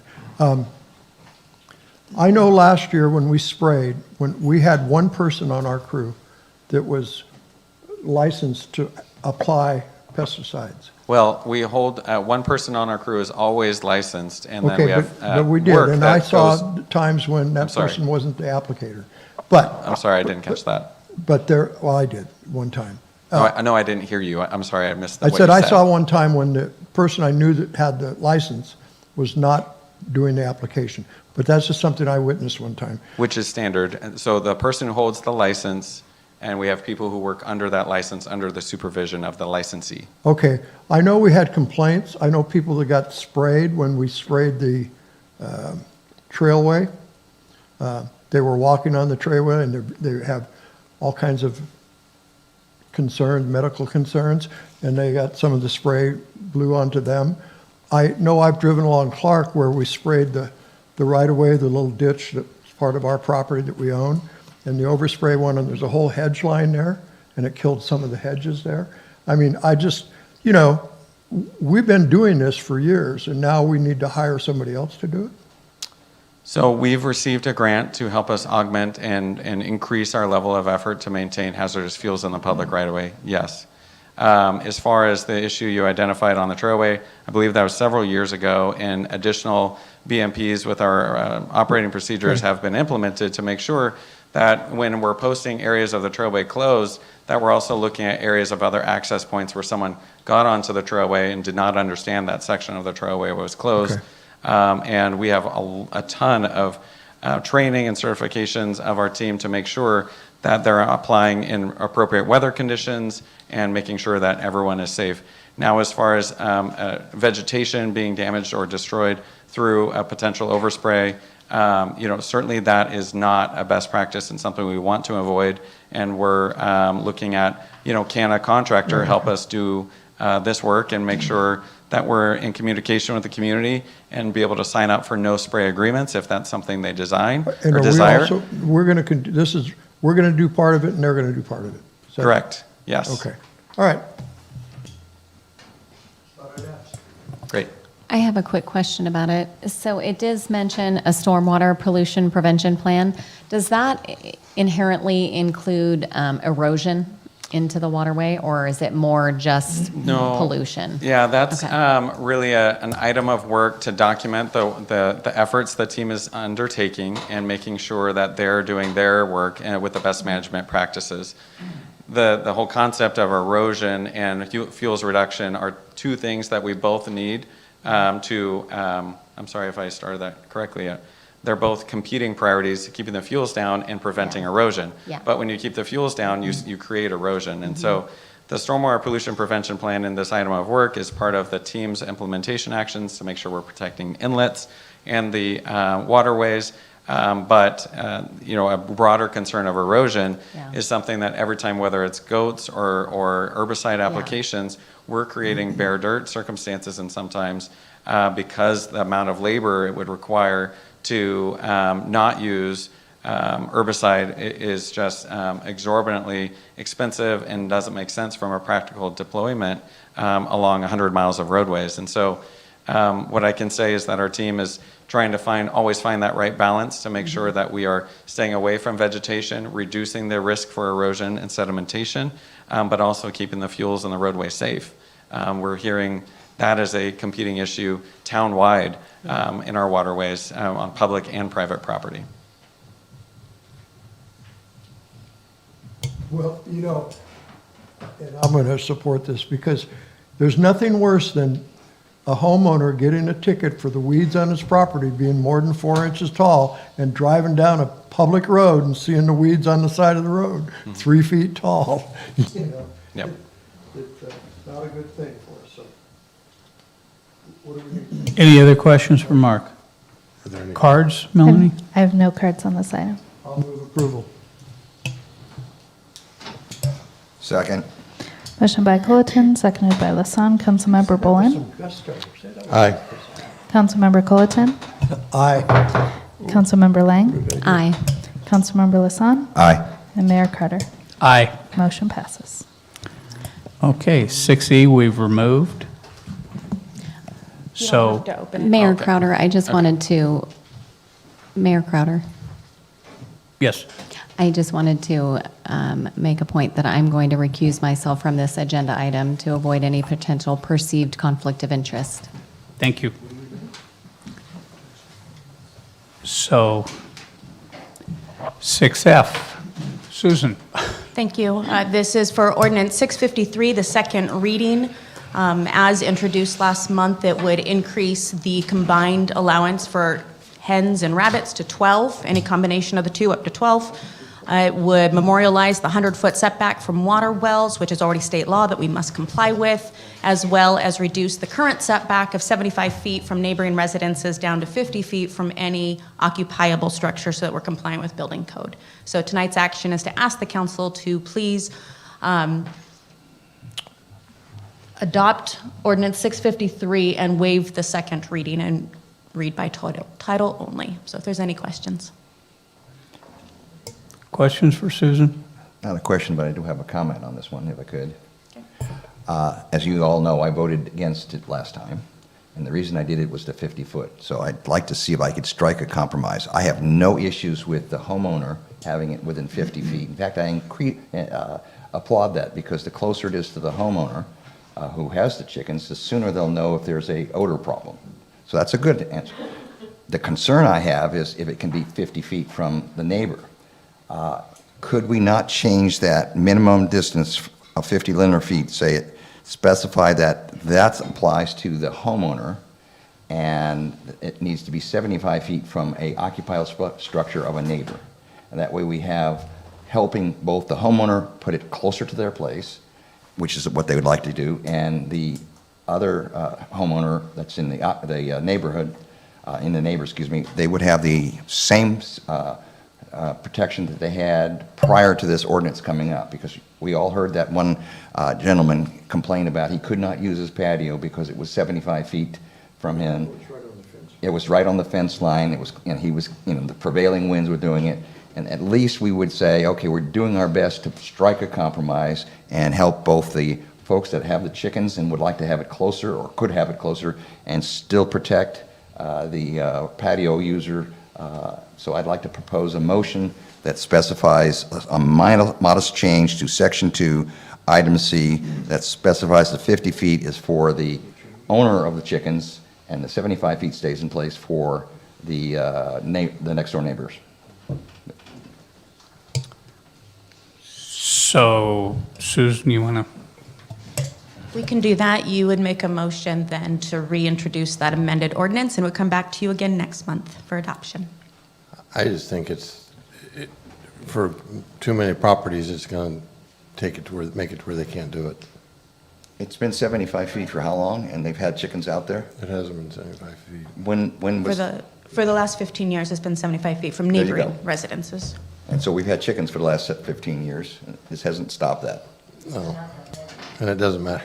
I guess it doesn't matter what we do. People are going to do what they want to do. Right. No one's going to stop it anyway. Understood. But I just don't want to increase the number of complaints to animal control about the smell. And I love the idea of it being 50 feet from the owner, because they'll know it sooner. That's a great idea. So, Susan, can you give me an idea of how many, if we did that, I mean, how many properties are we going to affect where you wouldn't be able to meet that criteria? And The only difficulty in place is the 50-foot from the primary residence that's on the same site. Otherwise, you're just leaving the ordinance for the neighbors as it always has been since we've had backyard chickens. and they've accommodated thus far. They've accommodated by ignoring it. So, I mean, we can do it. I mean, it's not a big deal. I'm just saying it's one of those things we're going to put an ordinance in that's, Well, if there's a complaint, then there's a way to enforce that, saying you're too close to that neighbor. If there's 50 feet, then complaint. How do you, here's an interesting question. Microphone. Thanks, sir. Okay, a neighbor's got chickens, and it rained yesterday, and so now I have this odor, I smell some odor. So I file a complaint. How do you measure odor? How does animal control, do they have to take special training or code enforcement on smells? I mean, where does that happen? So this is not about odor, right? You'll notice there's no DESA smells or any measurable way to. can't measure that. You can't measure that. Can't So- measure that. So That's the, what I mean, so why would anybody complain? so the objective is to try and come up with some distance that will be acceptable to mitigate the smell and, Chickens are only allowed in Chico. yeah, Just kidding. Okay, I just, I'm just trying to strike a compromise, Woody, that helps both Yeah, the owner and the neighbor. So as it's proposed as is, if somebody has, whether it's 50 feet or 75 feet, if there's an odor and somebody complains, we're going to look into it. We're going to look into it to see if maybe they're just not keeping the pens as clean as they should be. So I mean, whether it's But 50 even feet or still- 75 feet, if you're creating a hazard or a smell by not keeping it clean, what have you, then we do have, If they're not keeping it clean, doesn't matter if it's 100 feet. It Well, doesn't matter. and that would be why I It like. doesn't make any difference. The but if you smell's a look smell. under subsection D, if there is a smell, then code enforcement can go out and look and see, are they keeping it in a clean and sanitary condition via frequent cleaning and removal of animal waste? I mean, there is. And I'd rather see that as a mechanism to enforce than the cleanliness. Again, it's the behavior, it's not the distance. The distance isn't going to Because matter. if it's not being kept, that's what's gonna create, That's the mechanism. We've had this ordinance for 75 feet for 15 years. Have we ever had any complaints by folks that says, oh, you've got a intolerable ordinance, I can't do what I want to do that's because of the 75 feet? Has it ever come as a complaint? Not that I'm aware of about the setback. It's always been about head counts. but the gentleman that was complaining about that with his patio, that was That was the supposed to problem. be 75 feet, and that was not under a wasn't. 50-foot. And So, So 50 feet's going to make it worse. well, again, but that was a case where, and I happen to have some information about that, where it was not being kept It like was not being it- kept, you're right, and he wanted to be a good Yes. neighbor and not complain. Yes. Now we're saying, okay, you can have that nuisance 25 feet closer to the neighbor. but it doesn't matter if there's a setback or no setback. Like in that case, the guy's chickens were right on the property line, right inside the fence, next, okay. The thing is, if people that are keeping chickens or other livestock are not properly caring for them, and where it creates, somebody files a complaint, code enforcement has the ability to come in and inspect it and say, okay, you need to clean this up, which will solve the problem with the neighbor who doesn't want to smell the chickens or whatever it is. You know, so I mean, and distance doesn't make a difference, the mechanism is already there. Distance Mechanism does is make a al- difference. It already reduces there. the amount of smell by the distance. If the wind's blowing, you could be 1,000 feet away and you're gonna smell it. No, you won't. It'll be diffused by the wind. Why do So, we want to change something that we've had in place for 75 years for the neighbor? well, We're then changing why the are we count. changing it? Yeah, for- why change anything then? We're changing it for two to, And we understood why, because if they had to have a larger population Yeah. of chickens to make it viable, and I totally agree with that. And I agree with moving it to 50 feet on the owner, because they would smell it sooner. But I don't agree with, impacting the neighbor, changing it from 75 to 50 to the neighbor for no good reason. And so I think we've done a lot of compromise on this because we've had both sides of the Iowa chickens. People want more, people want less. I think we've come to a good compromise, and I just, I just agree to disagree, Well, because we didn't compromise on the 75 feet. I agree too, because they have no way of, a person can move their house and set it way back on the property, and now you've just pushed them a way out. 75 feet makes a big difference to them. You have no jurisdiction as to where they put their house on that property. I think we have something here that works. Let's do it. Let's see what happens. We can always change it. I mean, we can always come back. We and did have change something that it. works. For 15 years, we had 75 feet. Now you want to change it to 50. So you're telling me that, and I don't see any reason for that. I've heard no statistics that says it was an impact on those that had to put chickens in. We just did it because they wanted to increase the number of chickens. I agreed with that, but I don't hear anything that substantiates the need to go from 75 feet to 50 feet for the neighbor. I'm going to call a question. I'm going to call for the question. Let's either vote on this, or if you want to make a motion, if you, I did say I made a motion. okay, is there a second to your motion? If there's no second, it dies. Okay, then I'll move that we approve the chicken ordinance as presented. Second. Motion by Colleton, seconded by Bowen. Councilmember Bowen? Aye. Councilmember Colleton? Aye. Councilmember Lang is absent. Councilmember Lasson? No. And Mayor Crutter. aye. Motion passes. Thank you, Susan.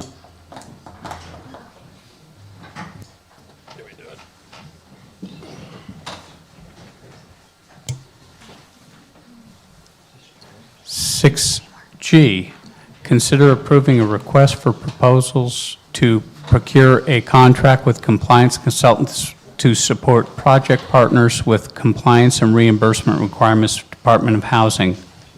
Colette. Good evening again, Mayor and Council. Tonight, this item is a follow-on from last month's item regarding the CDBG DR Workforce Development Project. So given Council's direction to move forward with the project, we discussed what that would mean and some of the steps that would need to be taken to move this project forward. So we have in front of you tonight an updated MOU, or Memorandum of Understanding, between the town and our partner agencies. We have since the last meeting met with them several times, very successfully. They all reaffirmed their commitment to the project and their excitement about moving forward. And we continued our discussions about making this MOU fit best for this updated scope of work and the way we need to move forward with this project. So we have done that. That MOU is in front of you again tonight for your review and acceptance.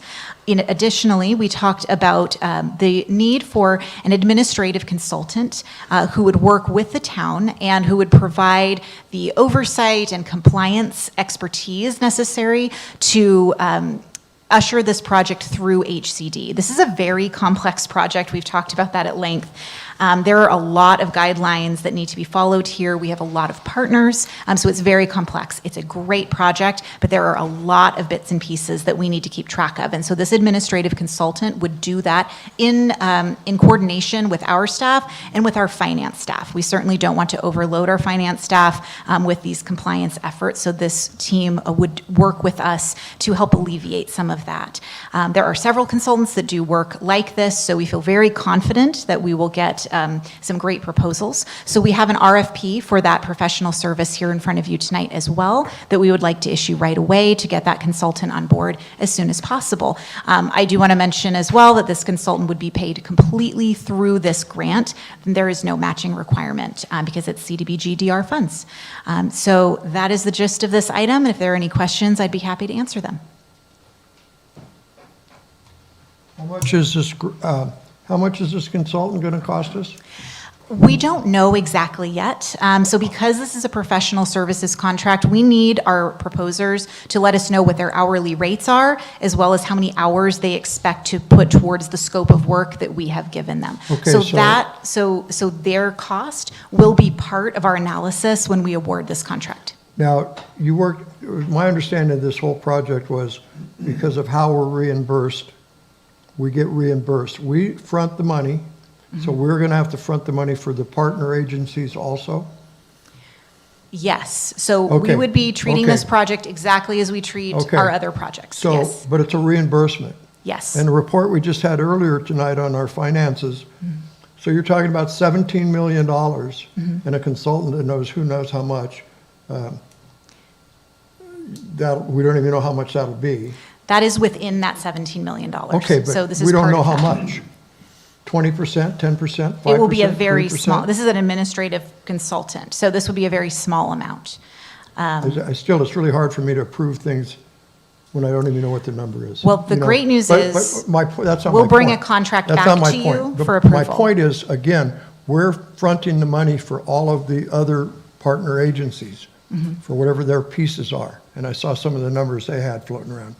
And what Amy told us earlier our investment people, let's say that suddenly we had to spend $17 million all at once, we would take that out of our cash flow, out of our investments, because that's how we're fronting this money, is from our investment money, which impacts us later on.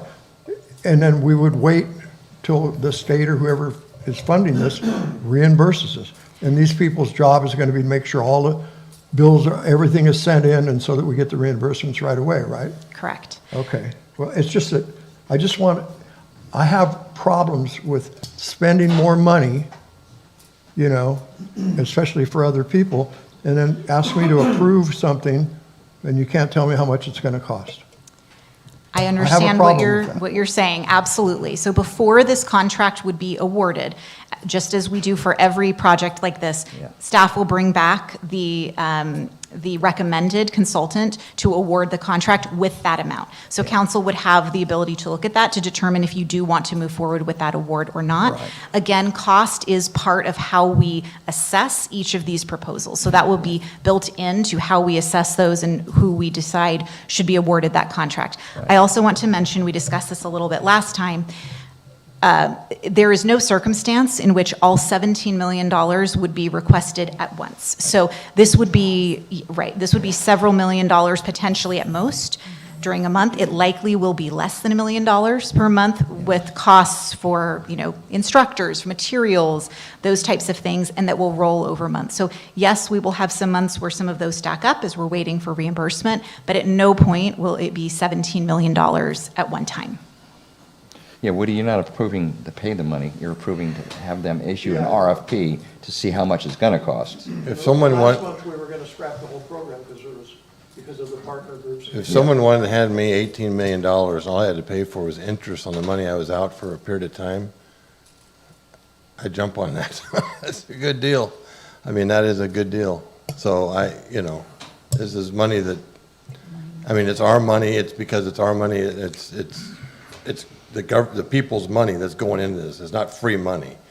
I understand that. We all pay taxes and it goes into this, but my goodness, 4%, I'll take that any day. And so if I may also jump in, so all our projects, for the most part, we have to front the money, right? That's how we build our roads, we front the money, we get reimbursed. It's not the perfect system. We don't necessarily like that, but that's how these grants operate. But the way I would look at this is looking at the benefit, looking at the investment in the young adults, like I said last time, that were traumatized by both the campfire and COVID. We're investing in our young people in this community. I think it's a win-win for everyone. Yes, it's going to cost a little bit of money on the investment side.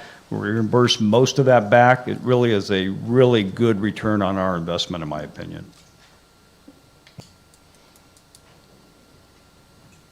Any other questions? Any cards? I have no cards on this item. I'll move approval. I'll second. Motion by Bullen, seconded by Lasson. Councilmember Bullen? Aye. Councilmember Culleton? Aye. Councilmember Lang? Aye. Councilmember Lasson? Aye. And Mayor Carter. Aye. Motion passes. 6H, give direction to staff on disposition of original art from Phase 1 of the Utility Box Mural Program. Colette. Thank you. Good afternoon or evening. Excuse me again, Mayor and Council. Wistful thinking on my part, I think. So tonight for this item, we are asking for council's direction on the disposition of the original art that the town now owns from Phase 1 of the Utility Box Mural Program. So as you recall, council directed us to start a program in which we solicited artwork from local artists to be displayed on some of our utility boxes in town. Phase 1 saw 6 boxes covered in beautiful artwork. Those are visible out now. We are actually right now in the midst of Phase 2, in which the remaining 9 utility boxes will be covered in artwork. So we're in the process of selecting those artists right now. So part of this program includes the town owning the original artwork that is submitted for that. This art comes in all shapes and sizes. So some of them are, little 8.5 by 11. Some of them are very large. And so this really was not considered at the time that we put this project together about what we would do with that artwork. And so staff is asking for council direction on how you would like to handle that. Some options that staff came up with. One, we could display the artwork in town hall or in other town-owned buildings. There is a cost associated with that. We would need to frame the artwork. We did get some quotes from some local companies to do that work. It's about $2,500 to do that because, again, they are non-standard sizes, most of them. And so that is one option. Another option could be donating the work to the Paradise Arts Center, to the Gold Nugget Museum, or to another entity in town who would like to do something with them, donate them, sell them perhaps. So those are the options that we came up with, and certainly if council has other ideas for that, that would be wonderful. We're just looking for some direction on what to do with the artwork. It's beautiful and original, and right now it's just sitting in our offices. So we would love to do something good with it. If there's any questions, I'm happy to answer them. Any- Why are you looking at me? I'm not the art person. Starting at that end. I am not the art person. To me, I would give them to the art community. I think they would know exactly what to do with them, and I think that's a perfect place to put them. This is not an art gallery. I mean, we have stuff up here that's cool, but yeah. We don't have the lighting for it, I agree. No. Exactly. Well, I want to spend any Thank more you. money on it. Right, there is a You know, cost. we spent, right. what, $3,000 to get, didn't we give each artist $500? Yes, You know, there was a and stipend, like yes. the whole idea was, they would have probably done it for nothing. And- And then we had to pay to have the And it wraps looks made. great. I mean, what they did looks. Yeah, it looks nice. No, I'm It's not very against nice. it at all, but I'm just saying. Exactly. There were people that, we had a contest when we designed our town flag, and a bunch of people submitted, and I think we gave the guy $100 or something, you know? But I agree with Greg. Give it to the Art Center, because that's where most of the, you know, and let them do what they want with it. They can either display it, they have a gallery there. They can use it as a fundraiser, you know? We don't care. We shouldn't spend more money. We're going to do another round, right? We are. So We're in the gonna middle s- of Phase and 2, what so did we'll the have wraps this cost us? again. How much did it cost us to get the wraps made? Oh gosh, I'm trying to remember what it is per utility box. I want to say it's around $1,800 Yeah, so or so. we're spending quite a bit of money on this deal, you know, for public art. Well, now that came through donations, did it not? Most of that was allocated from the town's budget that council directed, and some of that was donated by Councilmember Lassonde. Yeah, well, I agree with the donating it to the Art Center as well. Agreed. Okay, so it sounds like there there's any cards? consensus. Huh? No cards? No cards on Do we need this. a vote? Yeah. Council consensus works. All right, you got it. Okay, wonderful. I will work with the Art Center on how they would like to proceed. So thank you very much. I don't think that's They'll going to want happen. it. They'll want it. They'll take it. Thank you. Yeah. Thank you. They'll take it. 6I, adopt resolution number 2026-05, a resolution the town council reporting unexpected development impact fees in accordance with Government Code. Amy? Good evening, or afternoon, or whatever day and time you like. Turn that up. There you go. I'm taller today. Maybe. Better? Okay, so every year we have to go through our DIF report, and that's your development impact fees, and just say what you spent on them.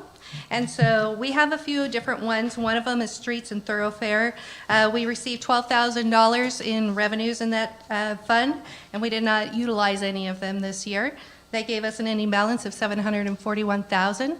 That is because our Mr. Maddox over there has been utilizing all this other funding, and so we haven't had to utilize it. The next one that we have is traffic control facilities.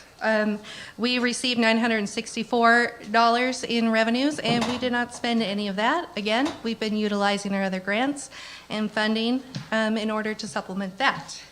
The next one is law enforcement training and equipment. We received $1,694, and we have not had to utilize that one. So if we don't utilize it, it just hits the ending fund balance in those different funds, and then we can utilize it once we actually have a need for it. The next one is our fire facilities training and equipment.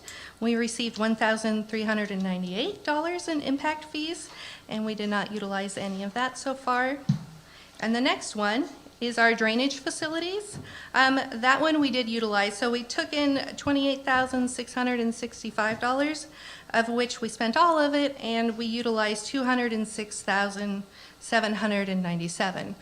Some of the funds that we're utilizing for these grants require a match and/or have things that are not applicable, and so at that instance, we utilize them. So the projects that are related to this is the disaster recovery road rehabilitation, maintenance for the culverts. And that is my report for the development impact fees. Any questions? Mr. Mayor, can I add one thing? Yes. I do want to just clarify, it's not that we're not spending the money on items, there are future projects that money is earmarked for that we have not gotten to yet. But those funds will be, I mean, you see almost every one of them, the list of projects that we have earmarked well exceeds the funding that we have on every category. So it's not that, hey, we didn't spend it, there are future projects that we have that it's earmarked for, and we're working towards that. I guess I didn't mean- both could be true. We didn't spend it and it's earmarked for something. Exactly. in the Sure. So future. right now, we're utilizing the funds that we have available, whereas this will supplement when we don't have those funds available. And additionally, if you're only getting $1,800 and your project is going to be $40,000, it doesn't make sense to utilize that when we have grant funds to pay for it. Right, that makes sense to me. If the project's $500,000 and we only got $50,000 in the fund. A perfect example was at drainage. So we received several thousand, but it costs several $100,000 to utilize. So we just need to accept this? You need to accept it and approve the resolution. I move we accept this and what resolution? Oh, accept the resolution also? So, Okay. Second. any cards? I have no cards on this item. I had no fear of that. It's riveting information, I'm sure. Yeah. Motion by Bullen, seconded by Colleton. Councilmember Bullen? Aye. Councilmember Colleton? Aye. Councilmember Lang? Aye. Councilmember Lasson? Aye. And Mayor Crowder? Aye. Motion passes. Okay. Item 7, council-initiated agenda items. I want to put one on. We actually have item 6J, which is the audit. Item J. Oh, sorry. It's not afternoon, it's evening. Late night. Good day. So following town council review the fiscal year 23-24 financial statement audit report, file report and submitted. Sorry, Amy. It's fine. Thank you. So we're reviewing our 23-24 annual audit, and if we could open up the PowerPoint, please. I added lots of more slides because I know how much you guys like them longer. Just said you had 3 minutes. Put the timer on. Next slide, please. So we have this a financial opinion that comes in the beginning of the audit. It has lots of, words that are very specific, and you kind of end up going, okay, what do you mean?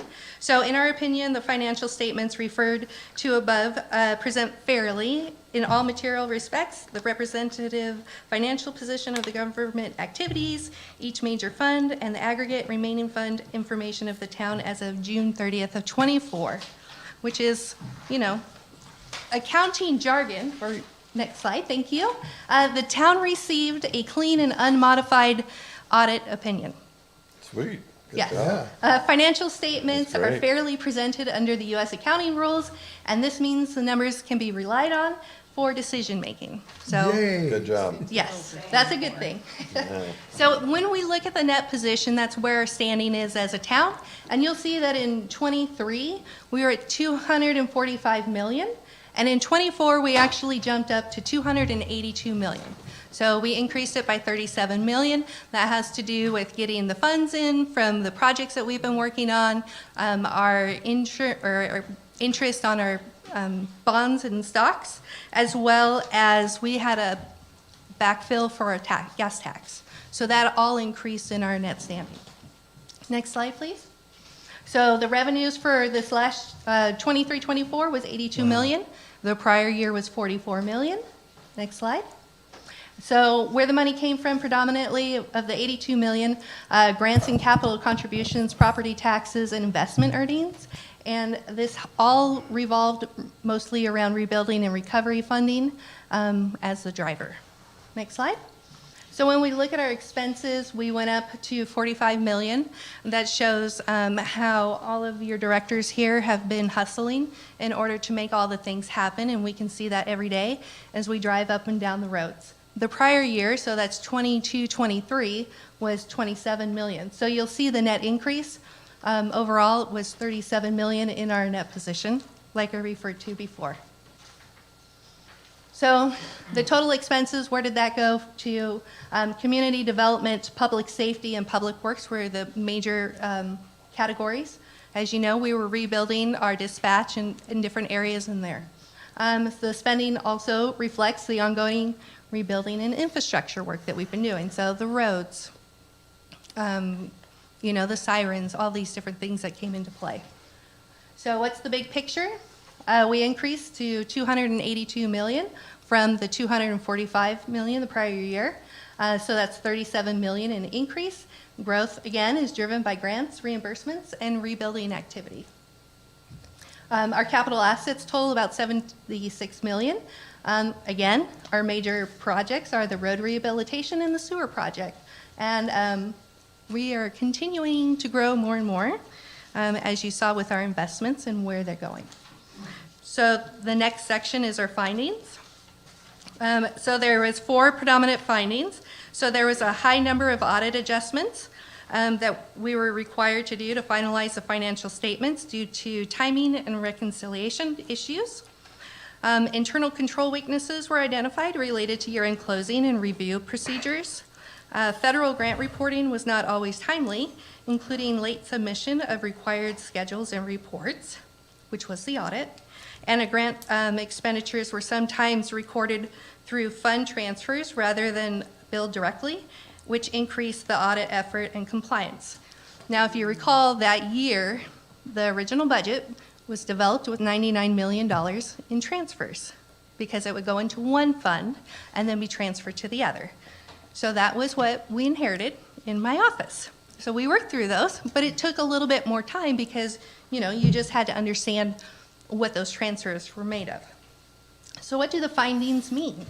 The issues are about process and timing, not missing money, and I want to make that very clear. Auditors did not find fraud nor misuse of funds, and improvements are needed in accounting controls and staffing capacity. And we've been talking about these for the past 2 years. And so I think we're all very aware of those kind of areas that we need improvement on. So for context, the audit period was during a significant organizational time. So this was when we had all new people in the department. Some of them came in the beginning, which I came in May, and then we had another person come in October, and then another person in December, and then another person, I believe, in March. So considering nobody was here 3 years ago, it's hugely impactful in understanding where things are and how to find things and what the process and procedure was. Another thing was we implemented a new accounting structure and updated the financial coding, creating temporary gaps in continuity and processing. So again, when we talked about that $99 million worth of transfers, that was something that we were working on eradicating during that time frame. And so we actually had to create 1,000 new account codes in order to track all the items that Mark and Colette and everybody's been doing. So, all these programs that they have require a lot of precision, and so, there's been some growing pains in trying to get to these areas. So as part of the corrective action, we have been gaining experience. We have been trying to fine-tune different areas on these historical projects. We actually, like I said, we have created over 1,000 new account codes in order to track things better. And so I feel like some of our workflows are stabilizing to help reduce some of these. These projects are expanding over 6 and 7 years at this point. And so there always is going to be some things, but we're doing our best to try to work through them and find all the different areas so we can track things better. To accelerate some of these things and the deficiencies in the amount of staff that we have in our office, we're engaging in additional consulting support to assist with training, technical guidance, and strengthening financial reporting procedures. So I'm a huge advocate for saying, we know what we know, but sometimes you need to find out what other people know. And just because you think you're doing it the best doesn't mean that there's not a better procedure that somebody has seen somewhere else. So we are always open to these types of critiques and exposure to different and better ways of doing things. And so we've already implemented our direct billing. So before you would have things allocated in one place and then move it later as the funding came through. Now we're direct billing. We're also direct billing all of our labor. Before that was isolated in one place and then moved later. So we've been making a lot of headway in trying to accomplish the goals that they have put in our audit.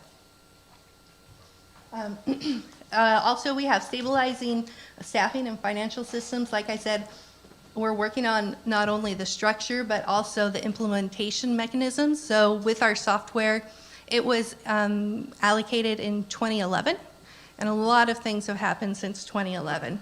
And so there's been, what was needed in 2011 is not always the same as what we have now. And so we're working through with New World to try to add different modules to our software in order to track things better. So the bottom line, I know this is riveting for you guys, the town's financial position continues to improve, and rebuilding process is reflected in our financials. And what we're focusing now is on strengthening the process to support our long-term recovery. Any questions? I just want to say thank you for what you're doing, and thank you for thinking we understand everything you're saying. I appreciate that, because you're kind of talking over some, in my head anyway. Sorry. No, it's all right. No, it's not your fault. It's just every time I get with accountants, it's always tough to keep up with them. The length of time seems long. This is June of '24. Correct. We are behind it. Okay. For sure. Are we getting that caught up? We're working through it. So right now we're in closing time frame, and we're supposed to be working on our audit. However, getting the audit this late means we have to make those changes before we can start the other audit. So we're already kicking the can, which is why we're working with trying to get a consultant in order to backfill. The other portion is I'm down employees again. Right. And so they were key audit and closing personnel. And so we're already behind. So our hope is that we can expedite everything and get it knocked out. Okay. And we are working on that. And then, in those numbers you showed us where we increased, now, when we when we receive a grant, and I think I know the answer to this, but let's say we receive a $50 million grant, that doesn't go on our books as something we received or that is on our books. It's not until that project's done, is that correct? Well, it's a kind of a tick and tie. You utilize the expenses and you book the revenue and you accrue it, so that can show When it. you accrue it, though? Okay, yes. But not up front. We don't put 50,000 or 50 million on our books at that point when we get the grant. It's just No. when we do the work and we get it. Correct. Okay. So Okay, so say you have an advancement and we actually received the revenue for the backfill for the gas. right, We put that in an unearned revenue. right. Okay, good, thank you. I had a question. So I know we've had a couple of conversations about the frustrations with our software. And you mentioned that you guys were adding modules. Do you think that adding those modules will truly make it more functional, or is it, do you think that's going to fix everything? I wish something could fix everything, but that's not realistic. What is realistic is identifying that we have multi-year projects, that if we change software in the middle of it, ultimately you'll lose some of the data. I've never seen a clean 100% data transfer that gives you everything that you need. And dealing with the multi-million-dollar projects that we're working on, that scares me more than the frustration that we're dealing with. Some of the modules that we're looking for is an employee portal, so that employees can actually log in. We can change how we're emailing out invoices, or change how we're emailing out pay stubs. Those types of changes are some of them. There is, for example, there was a bank reconciliation module that we didn't even know worked well because it was never set up in 2011.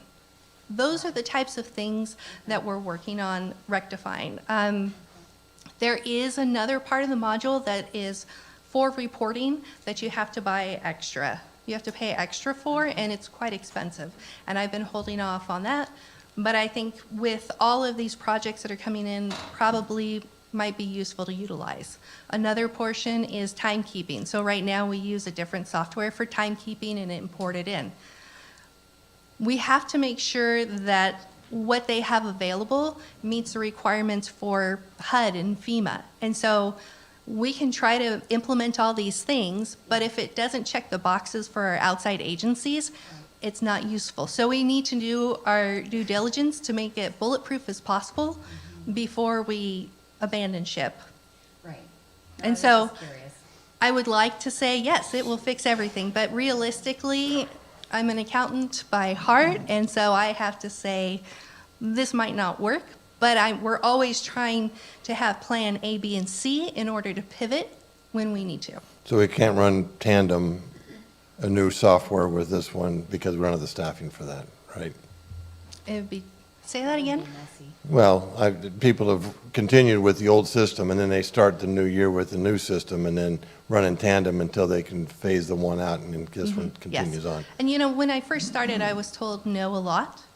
And so I've been really pushing back on the no's, and we've been finding solutions. So we've been finding solutions on how to direct bill different things, and we've been finding solutions on not doing these transfers. So, you know, as we've been consistently being told no, we've been finding solutions and working around and, you know, checking the boxes and making sure that we're trying to get these reimbursements.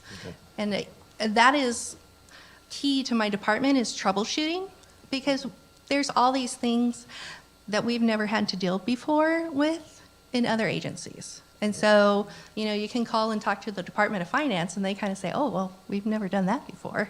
So, or, you know, even with the RDA, that's not happened before. So we are, as much as we are back there counting beans, we're also troubleshooting and problem solving daily and trying to make things more efficient. Good job. Thank you.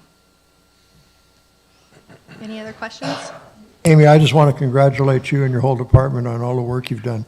You know, I talked to you earlier when I saw the audit, and I think on the Finance Committee, we got an update on that. And really, the audit's pretty good. You know, I mean, you know, and you're taking corrective action on the things that they identified that could be better. And I know I spent some time, and you explained to me what it was like when you walked in here and what you inherited. And, you know, you're doing a tremendous job. Thank you. Thank you. Thank you, Amy. Any other questions for Amy? Cards? No? I have no cards I on move this item. approval. Second. Motion by Bullen, seconded by Colleton. Councilmember Bullen? Aye. Councilmember Colleton? Aye. Councilmember Lang? Aye. Councilmember Lassonde? Aye. And Mayor Crowder? Aye. Motion passes. Thank you, Amy. Thank you. Okay. Item 7, council-initiated agenda items. Anybody? I do. That would have been agendized. They were not already agendized, initiated items. Okay. So yours is a future item. Sorry. Okay. None of those. So 7B, council reports on committee representation. Greg? Did all my stuff, trying to think if there's anything. LAFCO's going through a lot of stuff throughout the state. They're having some real problems keeping all the counties in, but anyway, nothing that affects us right now. But they did move LAFCO. If you want to go visit them, they did move. They'll have an open house. They now have their office in Chico. If that gets your heart moving quicker, that'll be coming up. But good people to work with. They're just a bunch of good. LAFCO's a good council, or a good meeting to be with. We did our thing today with solid waste. That moves forward. I mean, things are going well, and our next thing is get ready for taking some compost. So we got to take compost eventually.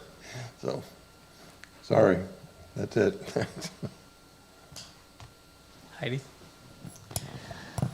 This last month, I attended the Fire Safe Council Summit, which was a pretty impressive presentation, lots of information, and then their board meeting, sewer committee, and then I was able to help participate in Skyway cleanup. I don't know if anybody noticed that, but it's looking a little better these days.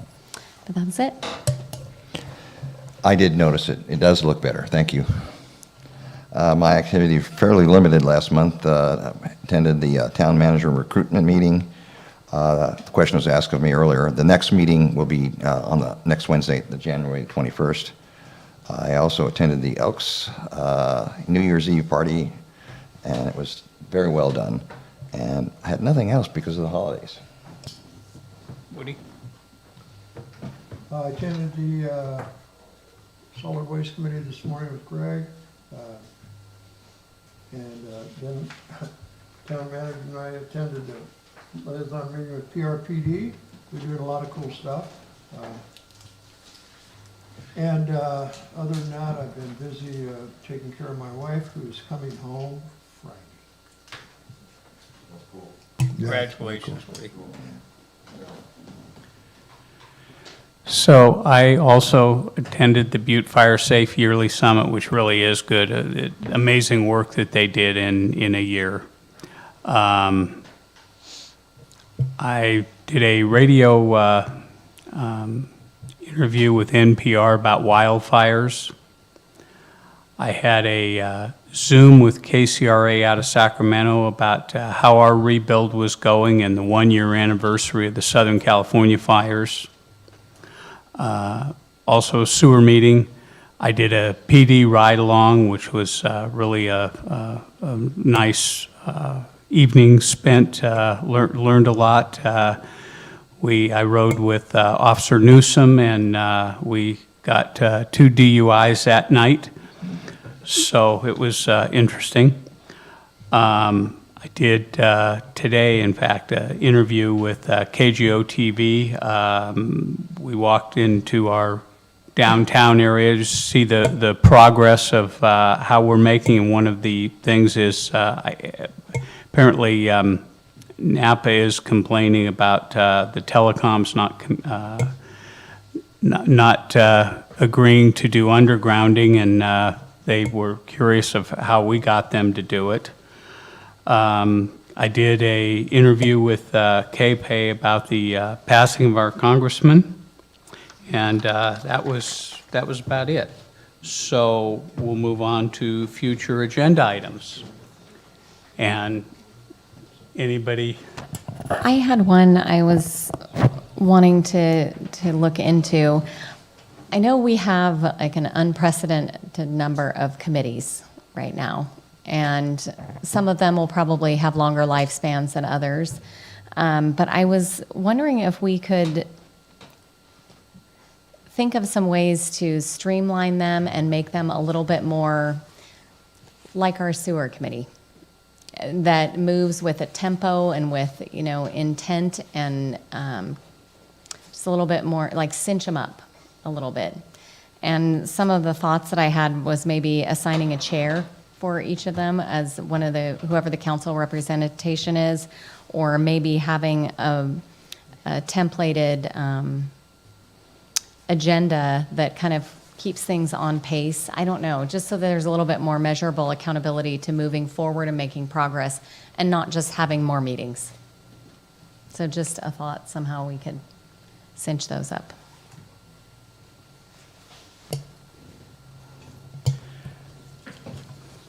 So the one I have is I would like to get it on the agenda for next month. I would like to see us rename our council chambers, the Doug LaMalfa Memorial Council Chambers. That man has done so much for us in our recovery and has helped so much.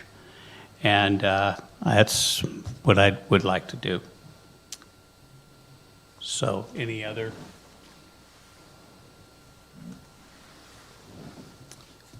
Okay. Staff communication, town manager report. Thank you, Mayor. Really, I just want to point out that all of these outstanding agenda items have been brought to you by an incredible staff. It's their hard work that makes this town run, and I just want to acknowledge that hard work, all that good news. It doesn't happen by accident, so I want to compliment them and thank them for all their hard work. That's the end of my report.